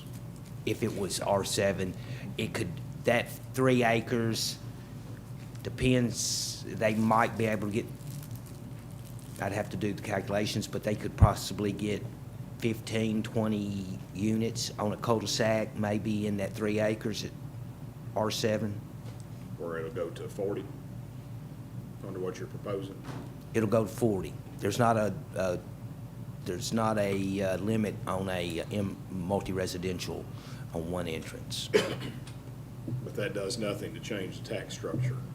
Oh, yeah, it'll change his tax structure, you know, if he sells those, and that's his intent, is to turn those into townhomes that he sells. You know, his intent is probably to sell those around 300,000 plus, you know, so you're gonna have 40 homes valued at $300,000 plus paying property taxes. Yes, sir. Mr. Trotter? So these will not be built for rental properties, will they? His intent is not to do that. That every time somebody comes to us that wants to do these MROs, just an MRO, we make it very clear that the board's intent is to develop home ownership within our community and not just rental units. Now, this is for the new stuff, the stuff that's already been zoned MRO. You know, we have a proposal in front of us right now that we're reviewing that's got 96 apartments on it, but it's a piece of property that has been zoned MRO for a while. Nothing against the person that's proposing this, but they state their intent. That doesn't mean that's what it ends up being, does it? You're exactly correct, but this individual is always held true to their Yeah, that's word. what I'm not personal against the individual. Yes, you Asking are in actually general. correct. Once it's zoned, they could shop it, sell it, and whoever buys it could say, see you later, you know, to the city and do maximum number, well, if the planning commission allows them to do maximum number of units. Now, the whole gist of the zoning ordinance is that the planning commission can allow a maximum of 3, you know, calculated at 3,000 per square foot, or they could say, you know, we think that's too much. Let's this one, let's only go 4,000, or this one, well, let's only go 5,000 per dwelling unit. Okay. So, you know, it's really how the planning commission feels about it. One more comment, and I'm glad that you said it. This person is pretty true to their word, because they're rising to become one of the largest developers around. Yes, one of the bigger home builders. And I'm glad that they're understanding, okay, we want home ownership. We have enough rental property. We want home Yes, sir. ownership. We have seen this individual go from just building homes to developing property, to then wanting to have better developments that are nicer. So, because he sees the desire for nicer developments. Well, yes, I'm sort of proud of his developments out by the golf lane, that area. Other questions while he's at the mic? No other questions? Are we ready for a vote? Thank you, Mr. Brewer. Anyone like to change their vote? Please record the votes. Motion passes 6-0. Thank you. 2.11, discuss and possible take action on Resolution 21-18, an initial resolution authorizing the issuance of not to exceed $6,995,000 in aggregate principal amount of general obligation public improvement bonds for the city of Springfield, Tennessee. Motion made by Alderman Green, and second by Alderman Hubbard. Discussions on this bond. No questions? We're ready for a vote. Anyone like to change their vote? Please record the votes. Motion passes 6-0. 2.12. Discuss and possible take action on Resolution 21-21, a resolution authorizing the issuance of not to exceed $6,995,000 in aggregate principal amount of general obligation public improvement bonds of the city of Springfield, Tennessee, making provisions for the issuance, the sale, and the payment of the said bonds, establishing the terms thereof and the disposal of the proceeds therefor, and providing the levy of taxes for the payments of the debt service on the bonds. Motion made by Alderman Green, and second by Alderman Trotter. Any questions on the same? On 2.12? That was a lot to read. I shouldn't complain. Ms. Brickles has read a whole lot more tonight. You get one more. No questions or discussion? We're ready for a vote. Anyone like to change their vote? Please record the votes. Motion passes 6-0. 2.13, discuss and possible take action on Resolution 21-19 on a first reading. A resolution annexing the property owned by Sabi Kumar located in the 16th Civil District, including a portion of right-of-way on the old Highway 431 South and Tom Austin Highway. Motion made by Vice Mayor Harris. And do we have a second by Alderman Hubbard to discuss? Questions on this resolution to annex? Mr. Brewer. Mr. Hubbard, give him a minute to come to the mic, and he will answer all of our questions. Yes, Mr. Hubbard. Okay, just kind of tell the public what it's.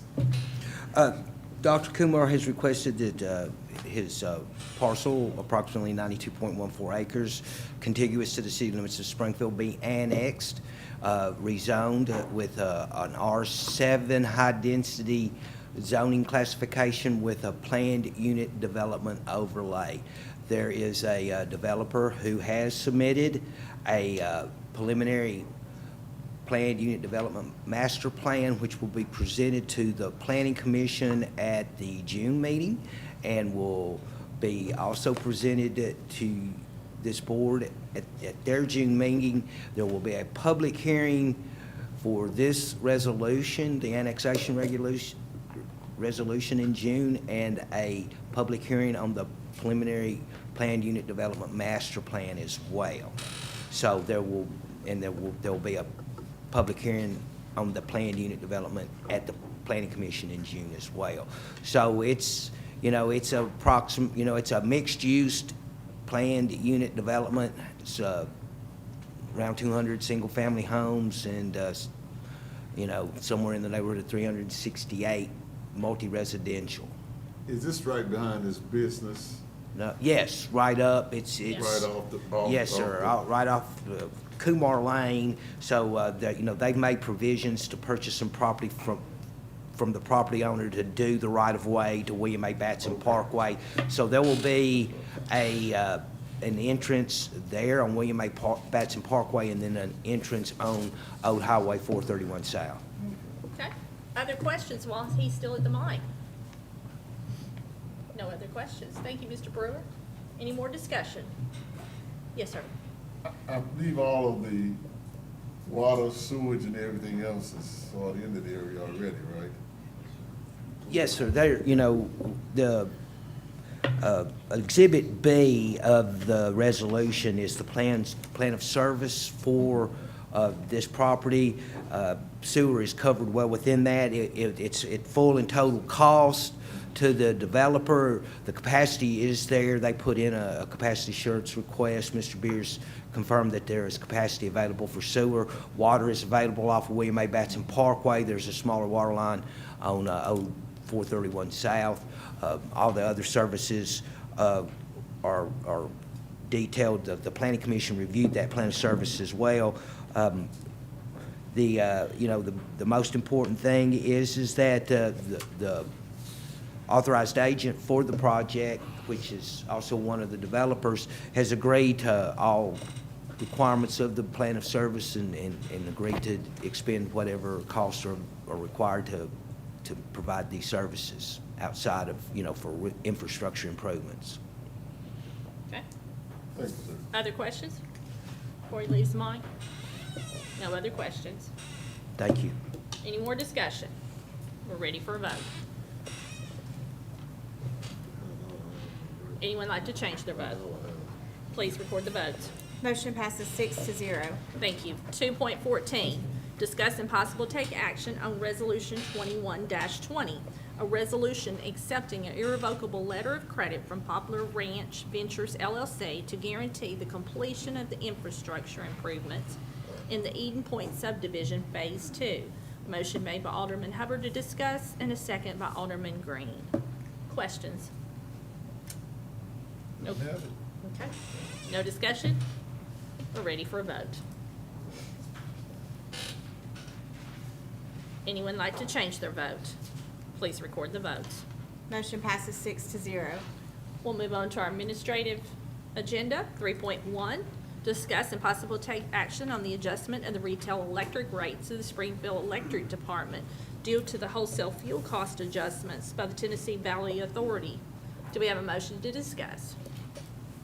Motion made by Vice Mayor Harris, a second by Alderman Arnold. Mr. Sachs. Unfortunately, this month we're going up 5.98%. Okay. After a couple of months of going down, and now we're going back up. Okay. Any discussion? Questions? No questions? We're ready for a vote. Anyone like to change their vote? Please record the votes. Motion passes 6-0. Thank you. 3.2, discuss and possible take action on the adjustment of the monthly gas rates of the Springfield Gas Department. Do we have a motion to discuss? Motion made by Alderman Green, and do we have a second to discuss? Second made by Alderman Hubbard. Mr. Riddle. Purchase gas adjustments now 7.06%. Okay, thank you. This is the direction, Mr. Sachs, that we would like you to go in. Okay. Yes, sir. Hold on. Got one south. Don't blink again. Yours and mine computers both are just going up and down. That little dog.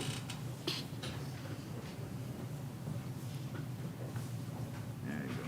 I got it. Yeah, it's going now. It's slow. Any discussion? Pay you more. No discussion? We're ready for a vote.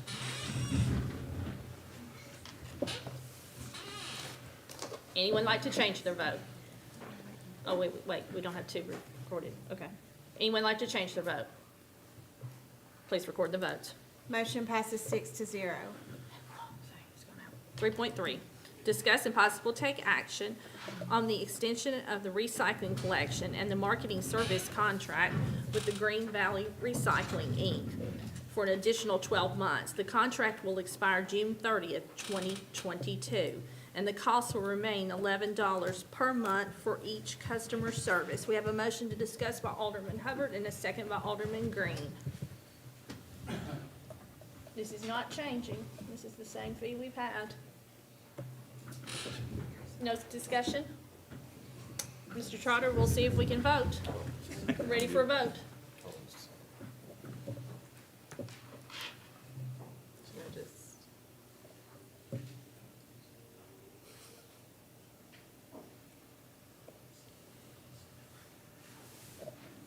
Mr. Trotter, it's happening to other people besides you and I. That little dog moving around.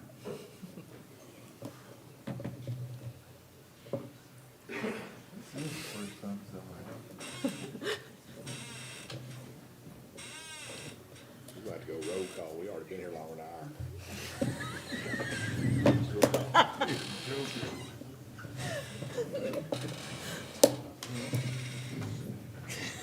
Just 1 second, please. I'll get even. I still go. Now we know who got the dog out. I sure go. I'll keep going. We were on the road for a minute. So, okay. We're gonna go to, back to the old-fashioned way of doing business. I don't think our technology is going to work. Ms. Barty, how do we do that? So what you all, I'm so sorry. So there will be a roll call vote. Ms. Brickles will input as each vote is given into the system so that it will appear on the screen. Okay, but we don't need to vote to go back to the old-fashioned way. No, I don't That was my believe, question. I don't believe so because we have had a technical failure. It started out with Alderman Hubbard and myself, and now it's moved on down the line. Okay. Alderman Hubbard, Aye. Alderman Green, Aye. Alderman Harris. Yes. I'm having to look at two lists. Alderman Trotter, Aye. Schneider, Aye. Arnold. Aye. Wait for that. Please. Motion passes 6-0. Thank you. Old-fashioned way of doing business. 3.4, discuss and possible take action on an agreement between the City of Springfield and the Springfield Wastewater Department to relocate and install utilities on William A. Batson Parkway Extension Project. Do we have a motion to discuss? Would somebody like to make a motion to discuss? Are we going back to doing it on there? Oh, I'm just, you can read that. oh, okay, They can say it out loud. okay. And click it. They just clicked. Oh, they're clicking. I thought we weren't using the clicking. Yeah, y'all It's a are habit, I clicking more. guess. A motion was made by Alderman Hubbard and a second by Alderman Green. Discussion or questions on this motion? I'm so confused. It's late. Call the roll. Okay, no discussion, we're ready for a vote. Oh, sir, did you have something? I just want, Terry, would you update us on what's happening out there? The public can sort of hear you. Since this is one of those 15-year projects. You just can't. You want to speak on the agreement or where we are? Where we are and We've currently gone through the design phase of our water and wastewater installation relocation. We're ready for that as soon as TDOT moves forward with, maybe Mr. Moore know a little more than I do as far as that, but everything's set and ready for us to move forward whenever the roadway does start. Okay, thank you. Any more discussion? We're ready for a vote. Hubbard, Aye. Arnold, Aye. Harris, Yes. Trotter, Aye. Green, Aye. Schneider. Aye. Motion passes 6-0. Thank you. 3.6, discuss and possible take action on the request from Alderman Hubbard to appoint Ray Carroll Woodard to the Adult Entertainment. Oh, okay, let me back up. 3.5, discuss and possible take action on the agreement between the City of Springfield and the Springfield Water Department to relocate and install utilities in the William A. Batson Parkway Extension Project. Do we have a motion to discuss? So move. Thank you. Second. Thank you. Questions on this? No questions? We're ready for a vote. Harris, Yes. Schneider, Aye. Arnold. Aye. Trotter, Aye. Hubbard, Aye. Green. Aye. Motion passes 6-0. Thank you. 3.6, discuss and possible take action on the request from Alderman Hubbard to appoint Ray Carroll Woodard to the Adult Entertainment Board as a representative of Ward 1 to fill the unexpired term of Raymond Woodard. The term will expire November 30th of 2022. Do we have a motion to discuss? Motion. I'll motion. Second. Okay. I'd like to make a comment. Sir, Ever since, hold on. Who, Give me, yeah, Mr. Trotter said second and so did Alderman Green, so, Who did you recognize as the second? huh? Who did the mayor recognize as the second? I recognize Ms. Green. Okay. Okay, it's okay. I said we'll make a comment. It's okay. It's good. Sorry. It's good. We're back to an old-fashioned way, so. Now? Sir? Yes.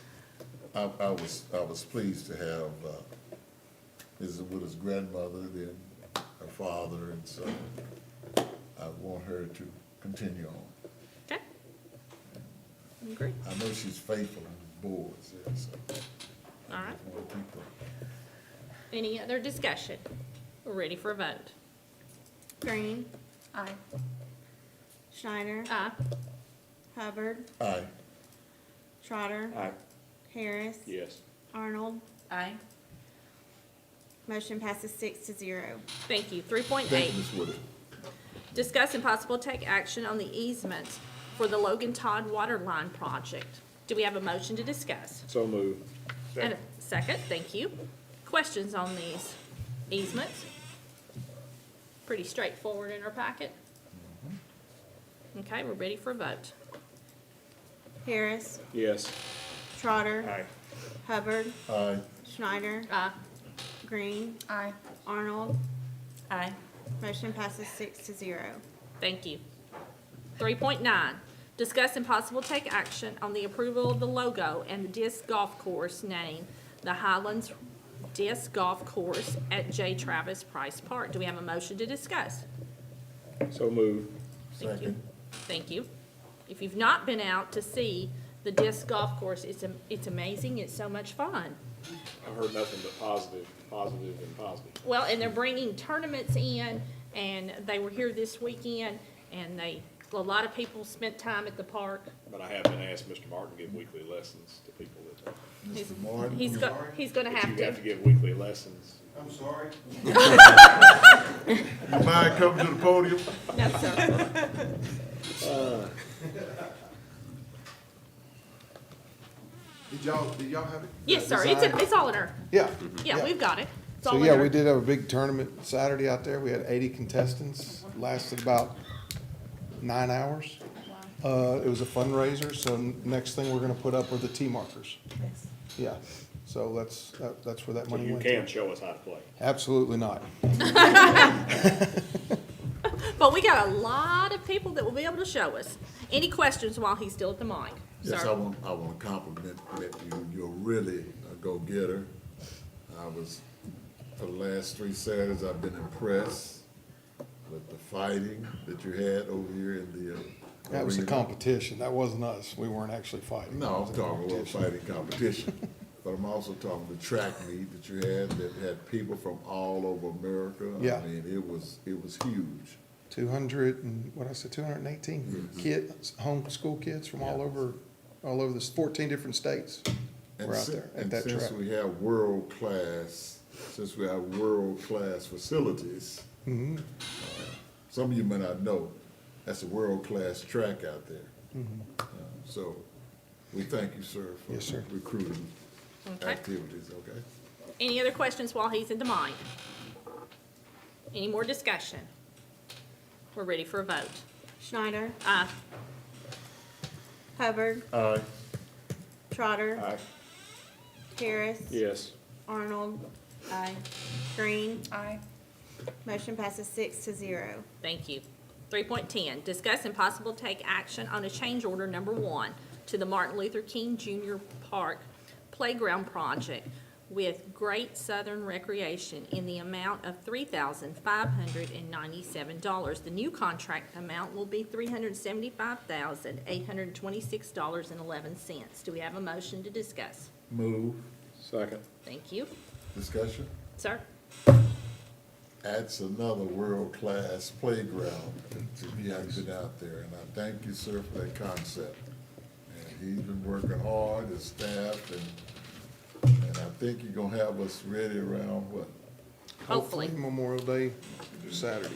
Hopefully we'll be cutting a ribbon. We'll find out if the HIC test passed. If it passed, we'll be good to go.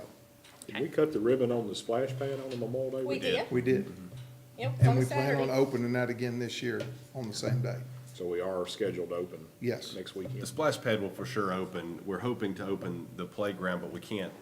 We're holding off until we have an inspection to pass. So we'd like to open both at the same time. Splash pad fully functional? Yes. No limits or anything? Nope.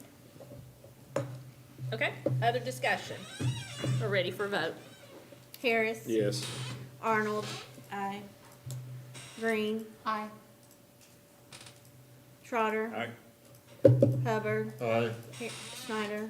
Aye. Motion passes 6-0. Thank you. 3.11, discuss and possible take action on the contract for Phase 2, MS4, monitoring for an amount not to exceed $50,250 to Civil Environmental Consulting, Inc. of Franklin, Tennessee. Do we have a motion to discuss?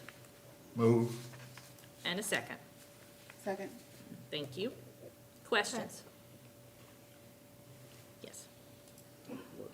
What exactly, Mr. Martin? what is this just exactly? So this is a contract for our stream monitoring under our MS4 permit. MS4 stands for Municipal Separate Storm Sewer System. So we have a stormwater, it's for our stormwater utility, and this is a stream monitoring to be compliant with our TDEC permit. Other questions? Discussion? No other questions? We're ready for a vote. Hubbard. Aye. Trotter. Aye. Harris. Yes. Schneider. Aye. Green. Aye. Arnold. Aye. Motion passes 6-0. Thank you.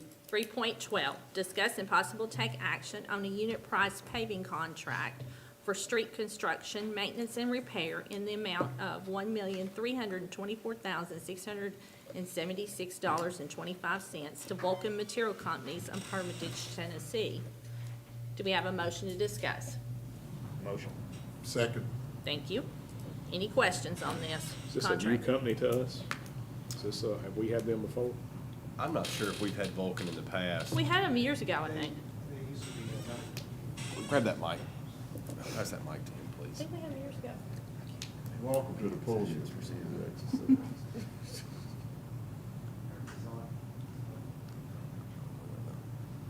Ms. Tillman's gone. Okay, thank you. Now you're. Yes, the city has had them before, but not under this name. This is actually the old company known as LoJack. But this is, I guess it's been about 10, 15 years. Okay. Is that the Central Avenue and all the other streets that are being done there? That's exactly what's happening under the current contract, but yes, with Central Avenue, Mr. Moore, you want to speak to the timeline on that? They started actually on Monday, and they should be done with Central as far as the paving goes by end of the week is the hope. Then we'll move on to 10th Avenue and Richard. And So we'll. when is 10th scheduled? Right after. Immediately following. It's already been milled. We've done our work on it. As soon as Central's done, we move straight across. Okay. Other questions? No other questions? Yes, sir? Okay. Are you part of that putting the disability sidewalks? Yes, sir. In some places. Okay, I think they're leaving some on 8th and Josephine. Okay. If you get a chance to drive it, because I think they left some dirt in a big old cement block in a senior citizen's yard. She's complaining a little bit. We will definitely take care of Okay, that. thank you, sir. Okay. Any other discussion on this item? We're ready for a vote. Trotter. Aye. Harris. Yes. Green. Yes. Arnold. Aye. Schneider. Aye. Hubbard. Aye. Motion passes 6-0. Thank you. 3.13, discuss and possible take action on a mowing and litter removal contract in the amount of $29,820 to 3C's Lawn Care of Madison, Tennessee. Do we have a motion to discuss? So move. And a second. So, go ahead. Thank you. Any discussion on this contract? No questions? We're ready for a vote. Harris. Yes. Trotter. Aye. Hubbard. Aye. Schneider. Aye. Green. Yes. Arnold. Aye. Motion passes 6-0. Thank you. 3.14, discuss and possible take action to approve the proposal in the amount of $185,000 for from Griggs and Malone, Inc. for engineering services for the new wastewater treatment plant. Do we have a motion to discuss? So moved. Second. Thank you. Is This is what we talked about. this current budget or next year's budget? Current budget, so the funds that we had actually budgeted to do some of the upgrades, we had the phase 1, phase 2, and so on. We have those funds that we can go on and thanks to Ryan Maloney from Griggs and Maloney for pointing that out, to go on and get a head start. We budgeted a considerable sum in the proposed budget that you all passed tonight to do the next leg of this work, but we can go in and knock some of that out now, and that just takes the pressure off. This is operating funds, these are not borrowed funds. So this is $185,000 that gets us a little bit ahead of the game that we already had appropriated this year. So when would this, when would we expect to see something? How long would it take? From this proposal? Yes. We might want to call Mr. Maloney to the podium and let him explain the timeline on, because there's a couple different facets to this proposal here. Thank you for coming to the mic. Oh, thank you for having me tonight. Mr. Harris, to answer your question about start time, we've got geotechnical starting tomorrow, actually. We'll be out flagging and locating boring and transects for portions of the geotech, and the drillers will be out the next couple of weeks. Surveyors will be behind them. We're trying to pack in as much work as we can in this fiscal year to get that work completed and invoiced to you guys so it can fit within fiscal year 2021. Okay. So to see a plan at some point of what we think this may cost us, how, is it a year away? Is it less than that? Is it? Well, schedule-wise, we're going to develop that in the preliminary engineering report, which is part of it. Okay. Those funds will mostly probably carry on through July and August to complete the preliminary engineering report. A lot of the information will be better developed when that report's available, probably looking at August timeframe.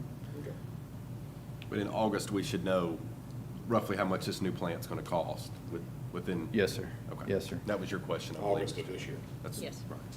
We did see some bids come in for a similar size plant, and at this time, that $7 per, treated gallon is still holding true. So the original estimates we gave you are still in the ballpark for now. Okay. Other questions while he's in the mic? No other questions? Any more discussion? We're ready for a vote. Arnold. Thank you. Aye. Green. Aye. Hubbard. Aye. Schneider. Aye. Harris. Yes. Trotter. Aye. Motion passes 6-0. Thank you. 3.15, discuss and possible take action on a request from Raymond Francis for a water adjustment. Do we have a motion to discuss? So moved. Do we have a second? Second. Okay, second by Alderman Green. Okay, discussion on this matter. Mr. Moore. Yes, sir. Mr. Trotter. Since Mr. Francis is in my ward, I comment. I understand his plight. I mean, he's getting charged, so I don't see how we could possibly do any more for him than we do for other people in the city. I think if we adjust any more than you already have, you open up a big old Pandora box or whatever. Okay. Any That's other just my- discussion? And I understand his plight. Yeah, Certainly sympathize with him, but absolutely. as Mr. Trotter said, and I think Mr. Martin has done some research on this, it's 50, 60, 70 adjustments a month Yes. that we're doing now. And if those all start coming before this board each month, and Mr. Beers' wastewater stuff, we'll be here. We always pick on Mr. Beers. Ms. Crockett actually did the research, and over the last 12 months, just for a point of reference for you all, Yes. we have issued 801 water leak adjustments in the last 12 months alone. So yes, that would generate a great deal. That's an average of 7. Okay. Any other discussion? We don't have anything to vote on because it was just a discussion, right? There was nothing made. Okay. No other discussion, we'll move on to our consent doc. Mayor, move to approve as one unless there's objection. Okay? Second. Motion's been made to put it all together. I'd just like to note that a new charges for the hardest working captain in Springfield, Captain Burnett. I'm not sure who that vehicle's for. I don't think so. This Durango, who's getting? Sir? Probably the assistant chief of police, Okay. I would imagine. The motion was made by Vice Mayor Harris, and who made the second?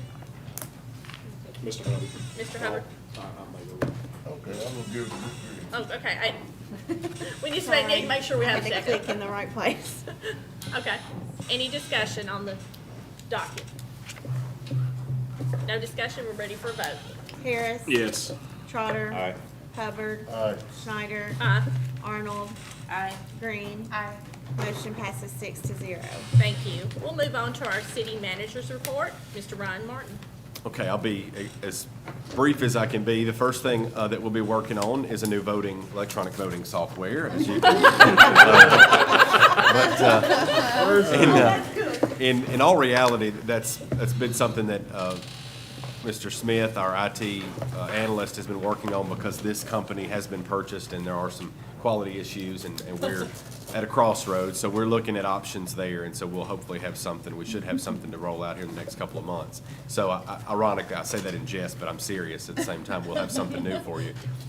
We had a great citywide cleanup. For those that don't know, we picked up over 5,900 pounds of litter that day. So thanks to the volunteers and employees that came out and helped out. We also have launched our Adopt a Street program for businesses, individuals, and organizations to adopt a street and get recognition for their commitment to keeping that street beautiful. If y'all have not figured this out, and I know you have, but maybe for those at home, Springfield's the place to be. And you heard Mr. Martin talking about everything that has been going on between the kickboxing tournament, the disc golf tournaments, these events that have been coming into town. 80 contestants at that disc golf course. Hotels are full. Restaurants are doing well because of that. We had the Fair Board has taken an active role in recruiting events, and we're partnering with them soon. But they had a monster truck event over the weekend that brought in a few thousand people, maybe, and just tremendous. So Springfield's doing really, really well, and we want to keep that momentum going. You're holding the gavel. You're ready for me to get finished. Past my bedtime. Well, let me finish quickly then.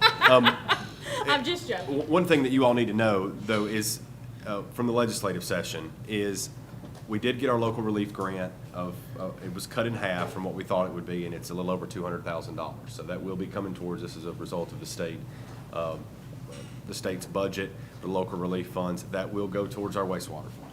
So that's something you all need to know. As well as, you probably remember from last year, you passed a resolution asking for the legislature to adopt a private act for a hotel motel tax for the city of Springfield. That died because of COVID. It kind of died out in the legislature, as a lot of things did last year. They focused on just getting the essentials passed. This year, the legislature resolved that issue statewide for everyone to avoid doing the private acts. And so we're allowed to do a hotel motel tax up to 4%. We had requested, we were requesting 5, but I think we were probably looking at getting 3, and so the legislature has kind of split the difference on that and allowed all cities to do 4. So once we get through all of this, because we had a long agenda tonight, and I apologize for that, but once we get through this, maybe in July, we will bring you that ordinance for us to adopt the hotel motel tax at 4% for the city of Springfield, which has to be used for tourism or tourism development, which you see the narrative here. These things are going on, and we'll have that money to continue to promote Springfield and allow us to grow. We received the final payment. It came up last month from CSX. Our CSX second payment came through. And finally, Mr. Jim Wilhite, I don't know how many of you knew him, but he passed away. He served on our IDB for many, many years, one of the original members, I believe. And so we're going to be doing something special for his family next month at the meeting with a resolution to honor him. So we'll work on that.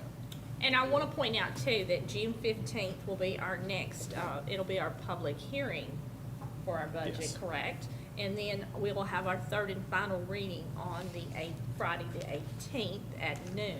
Is that right? That's correct. Ms. Crockett? Thursday. It's Thursday the 17th. It is? At noon. I have it on the 18th. I had it on the 18th. That's what the email, isn't it? We just normally do it on Friday. We normally do it on Thursday. but The email that I got said the 18th on Friday at 12 noon. Okay. But it's been on Thursday. It doesn't matter. Friday, if everyone has Friday down, I had Thursday down for I some don't reason, care. so. I'm available both Yeah. days. I can either just say. Are we too late for the No. public? No. Do you want to do it on Thursday? We've You wanna do normally it on done it Friday? on Thursday, that's why I was surprised Yeah. that mine said the 18th. No, we've always. Whatever the pleasure of the board is, we're good either way. We'll be here. I don't care. Either day, any day that's one of you can't be here. As long as it's before the 24th, that's my Texas We trip. remember that. If you've all planned on doing on Friday, then we can just, It doesn't matter. Did I see it right? I don't know. no. It doesn't matter. It don't matter. Do you want to do it on Thursday or Friday? We can. All Thursday, raise your hand. Friday's fine, since that's what we've already said. There we I go. don't think she's published anything. Is that correct? So I think we can do whatever we want. I'm good either one. I'm good either one. Just do Friday. Thursday. Thursday. Anybody object to Thursday? Me. Friday. You can't be here on Thursday? Oh, I can be on Thursday, yeah. Okay. So we're going to Thursday, this. right? Thursday. What you? Object means don't agree. You can't hear when you're wearing a I just mask. wanted to. I can't hear when I wear a mask. Okay. I'm wearing my mask. So we're going on the 17th On the 17th, at 12 we noon. have, at noon, we have our third and final reading. Okay, this meeting is adjourned.